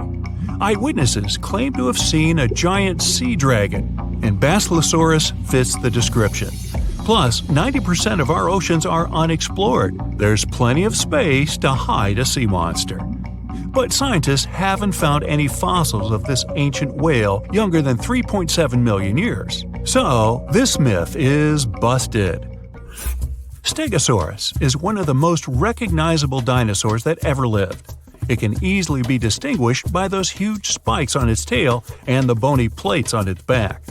It was twice as long as a giraffe and nearly 5 times heavier. But compared to its body size, it had the world's smallest brain. It was no larger than a dog's. Pelagornis had the largest wingspan of any bird ever discovered. It was twice the size of the largest bird today, the wandering albatross. Such huge wings made it hard for the bird to take off. It could only do so by jumping off cliffs. And when it finally spread its wings, this giant could only go about 40 miles per hour. The fastest bird today can reach speeds 5 times that. Its ruins lie somewhere in the darkness of the ocean depths, covered in seaweed, damaged by the ravages of time. The city of Atlantis allegedly existed 12,000 years ago. Then it sank, and over centuries, people have been passing stories about it. Many think it was just a regular island, but so many legends tell about a powerful empire. Atlantis supposedly was one of the wealthiest and most fascinating cities of its time. Your breath would have been taken away if you had stepped through its central gate. Amazing decorations and towering marble statues were all over the place. The rumor has it, the entire city is under the water now. Some people believe that it's on the seabed somewhere in the Bermuda Triangle. Some even claim that an underwater pyramid in the Atlantic is somehow responsible for all those planes, people, and boats that mysteriously disappear there, and no one can track them later. The story says that in the late 1960s, there was a group of treasure hunters that came across the ruins of an ancient city. It happened during one of their diving expeditions in the Bermuda region off the coast of Miami. They spoke about the intriguing remains of the city and mentioned a glass pyramid they also stumbled upon there. They claimed it was bigger than any other pyramid, even those discovered in Egypt. Of course, those were just stories. But unusual things do happen in that area. For example, volatile water currents or a strong vortex that occurs from time to time. The Bermuda Triangle is one of the best spots for researchers to explore. They go there to study minerals, the seabed, and the Gulf Stream. They study how the ocean influences weather. The geological structure of the planet's crust, deep down under the ocean floor, is especially interesting. The deepest point in the Atlantic Ocean lies in the Bermuda Triangle. Researchers have done a lot of studies and drilling there to find out what lies a couple of miles beneath the seabed in that area. There's an awesome variety of seabed landforms in the Bermuda Triangle. You can hardly see anything like that anywhere else on Earth, especially if you keep in mind that this is a relatively small ocean region. Look at this shelf with shallow banks. There are also plateaus, plains, and deep-sea trenches. If you believe the Bermuda Triangle is some sort of a trap, you're not wrong, considering its complex geological structure. There are a couple of groups of seamounts in the eastern and northern regions of the triangle. They're mostly unnamed. Some of them are up to 650 feet high. At such heights, they would be considered regular hills on the surface. But by ocean standards, these so-called underwater hills are like small mountains. They're either elliptical or round. You can see that if you take a look from above. There are more seamounts in the Pacific than in the Atlantic Ocean. The underwater world in the Atlantic is less diverse than in the Pacific, unless we're talking about the Bermuda Triangle. The limestone platform that forms the bottom of the triangle is nearly 3.7 miles deep, and this entire thick layer consists of the remains of small ancient creatures. In 2019, a big group of geologists published an article where they claimed that the triangle formed as a result of strong volcanic activity. For years, people believed there were ancient, long-extinct volcanoes that brought the Bermuda Islands from the sea bottom. So, one theory says the Bermuda Islands formed because there were disruptions in magma flows. Pieces of ancient plates that were already in the mantle went up to the surface, and then they mixed. That's how many volcanic islands in the oceans could form. Knowing this, science fiction writers let their imagination run wild. They told stories about scary creatures and mystical cities, or islands, hidden deep down beneath all those layers. All these mysterious stories encourage people to create their own theories. In the 15th century, a well-known man named Christopher Columbus was on what would later become one of the greatest and most important expeditions ever. He was one of the first people to tell stories about a mysterious region that was later called the Bermuda Triangle. This area was first known as the Somers Isles, named after British naval hero and privateer George Somers. But Spanish explorer Juan de Bermudez discovered the island in 1505, and that's when the area got the name it has today. So, Columbus mentioned some pretty strange sightings within the area, starting with a light similar to that of a candle moving up and down in the distance. He immediately warned his crew and asked them to look at the light, which kept vanishing and reappearing. He spoke about stars that seemed to move around in the sky. The needle of their compass went crazy too. But the most unusual thing he claimed he had seen was an unknown glowing object coming out of the sea and shooting toward the sky. Many people these days believe there was nothing really unusual there. Those must have been lights coming from another ship or from the shore. But Bermuda intrigues us today too. It's a roughly triangular area where ships disappear without any trace. Sometimes they show up later, but empty and with not a single person on board. But more often, no one ever finds their wrecks. And it's not just ships. Planes go missing too. The training sailing ship HMS Atalanta was one of the first cases in the string of mysteries of the Bermuda Triangle. The ship left a dockyard in Bermuda and headed in the direction of England back in 1880. It never reached the British Isles. It actually never even left the Bermuda region.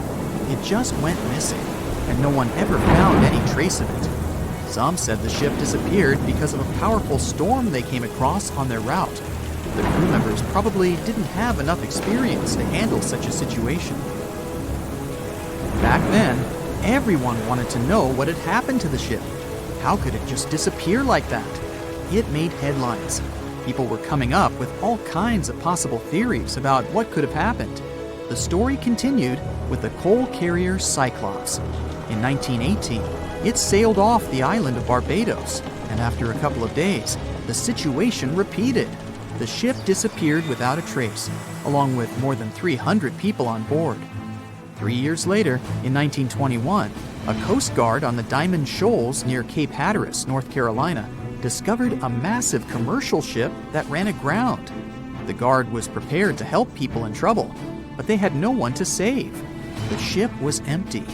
None of the passengers or crew members were there. Some theories about this accident included pirates, but no one really found out what had happened. Flight 19 turned out to be one of the most famous incidents in that area. An entire group of aircraft disappeared in the area in 1945. A further rescue expedition didn't go well either, because one of the mariners with 13 crew members also went missing. And it's not that such things only happened a long time ago. A 29-foot-long ship with 20 people on board went missing a day after it was due to arrive at Lake Worth, Florida. There were neither any records of the ship nor any distress signal. The search mission involved boats and aircraft and lasted 84 hours. The rescue team covered an area that was nearly 2 times the size of the entire state of Massachusetts, but still nothing. The Bermuda Triangle is a place of great mystery, but the islands are a perfect spot for travelers. It's an excellent place if you're into golfing, for example. So, if you're lucky, you might easily run into some famous golf players or celebrities while there. And here's something interesting for music fans. John Lennon got inspiration for nearly 25 of his songs on one of these fascinating islands. On his very first voyage to the New World in 1492, Christopher Columbus sailed through the Bermuda Triangle. Columbus reported that one night, when he was on the deck of the ship, he noticed a giant light appear in the distance, unlike anything he had ever seen before. Columbus looked at his compass for direction, and it gave off erratic readings. You might have noticed that the Bermuda Triangle doesn't appear on any world map.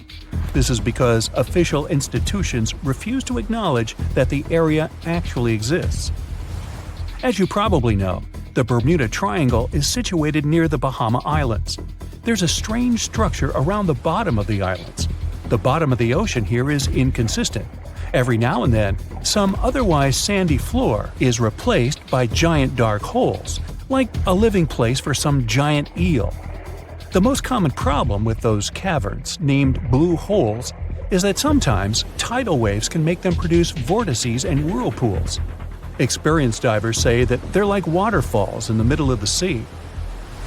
In March 1918, carrying a crew of 306 people, the USS Cyclops left Barbados and headed home to Baltimore. The ship passed through the Bermuda Triangle on its journey and was never seen again. The Cyclops never issued any distress signal and disappeared without any explanation, making it the largest ship to go missing in the Bermuda Triangle. No wreckage has ever been found. No one exactly knows how many ships and planes have disappeared in the Bermuda Triangle. The rough estimate is 50 ships and 20 planes. Most of the time, the disappearances had no explanation and no wreckage has ever been left behind. A lot of Bermuda Triangle stories feature reports allegedly received from missing aircraft and ships. There are reports about strange cloud formations, tunnels in the air or above water, or the sudden appearance of thick fog sparkling with electric lights. As legend suggests, some of these anomalies are not only capable of completely disorienting any vessel, but also removing them from where they were altogether. Some enthusiasts of this theory draw a line between it and the experimentations of Joseph Hutchinson, who is trying to prove that electromagnetic fields can collide with each other and produce all kinds of disturbances to reality itself.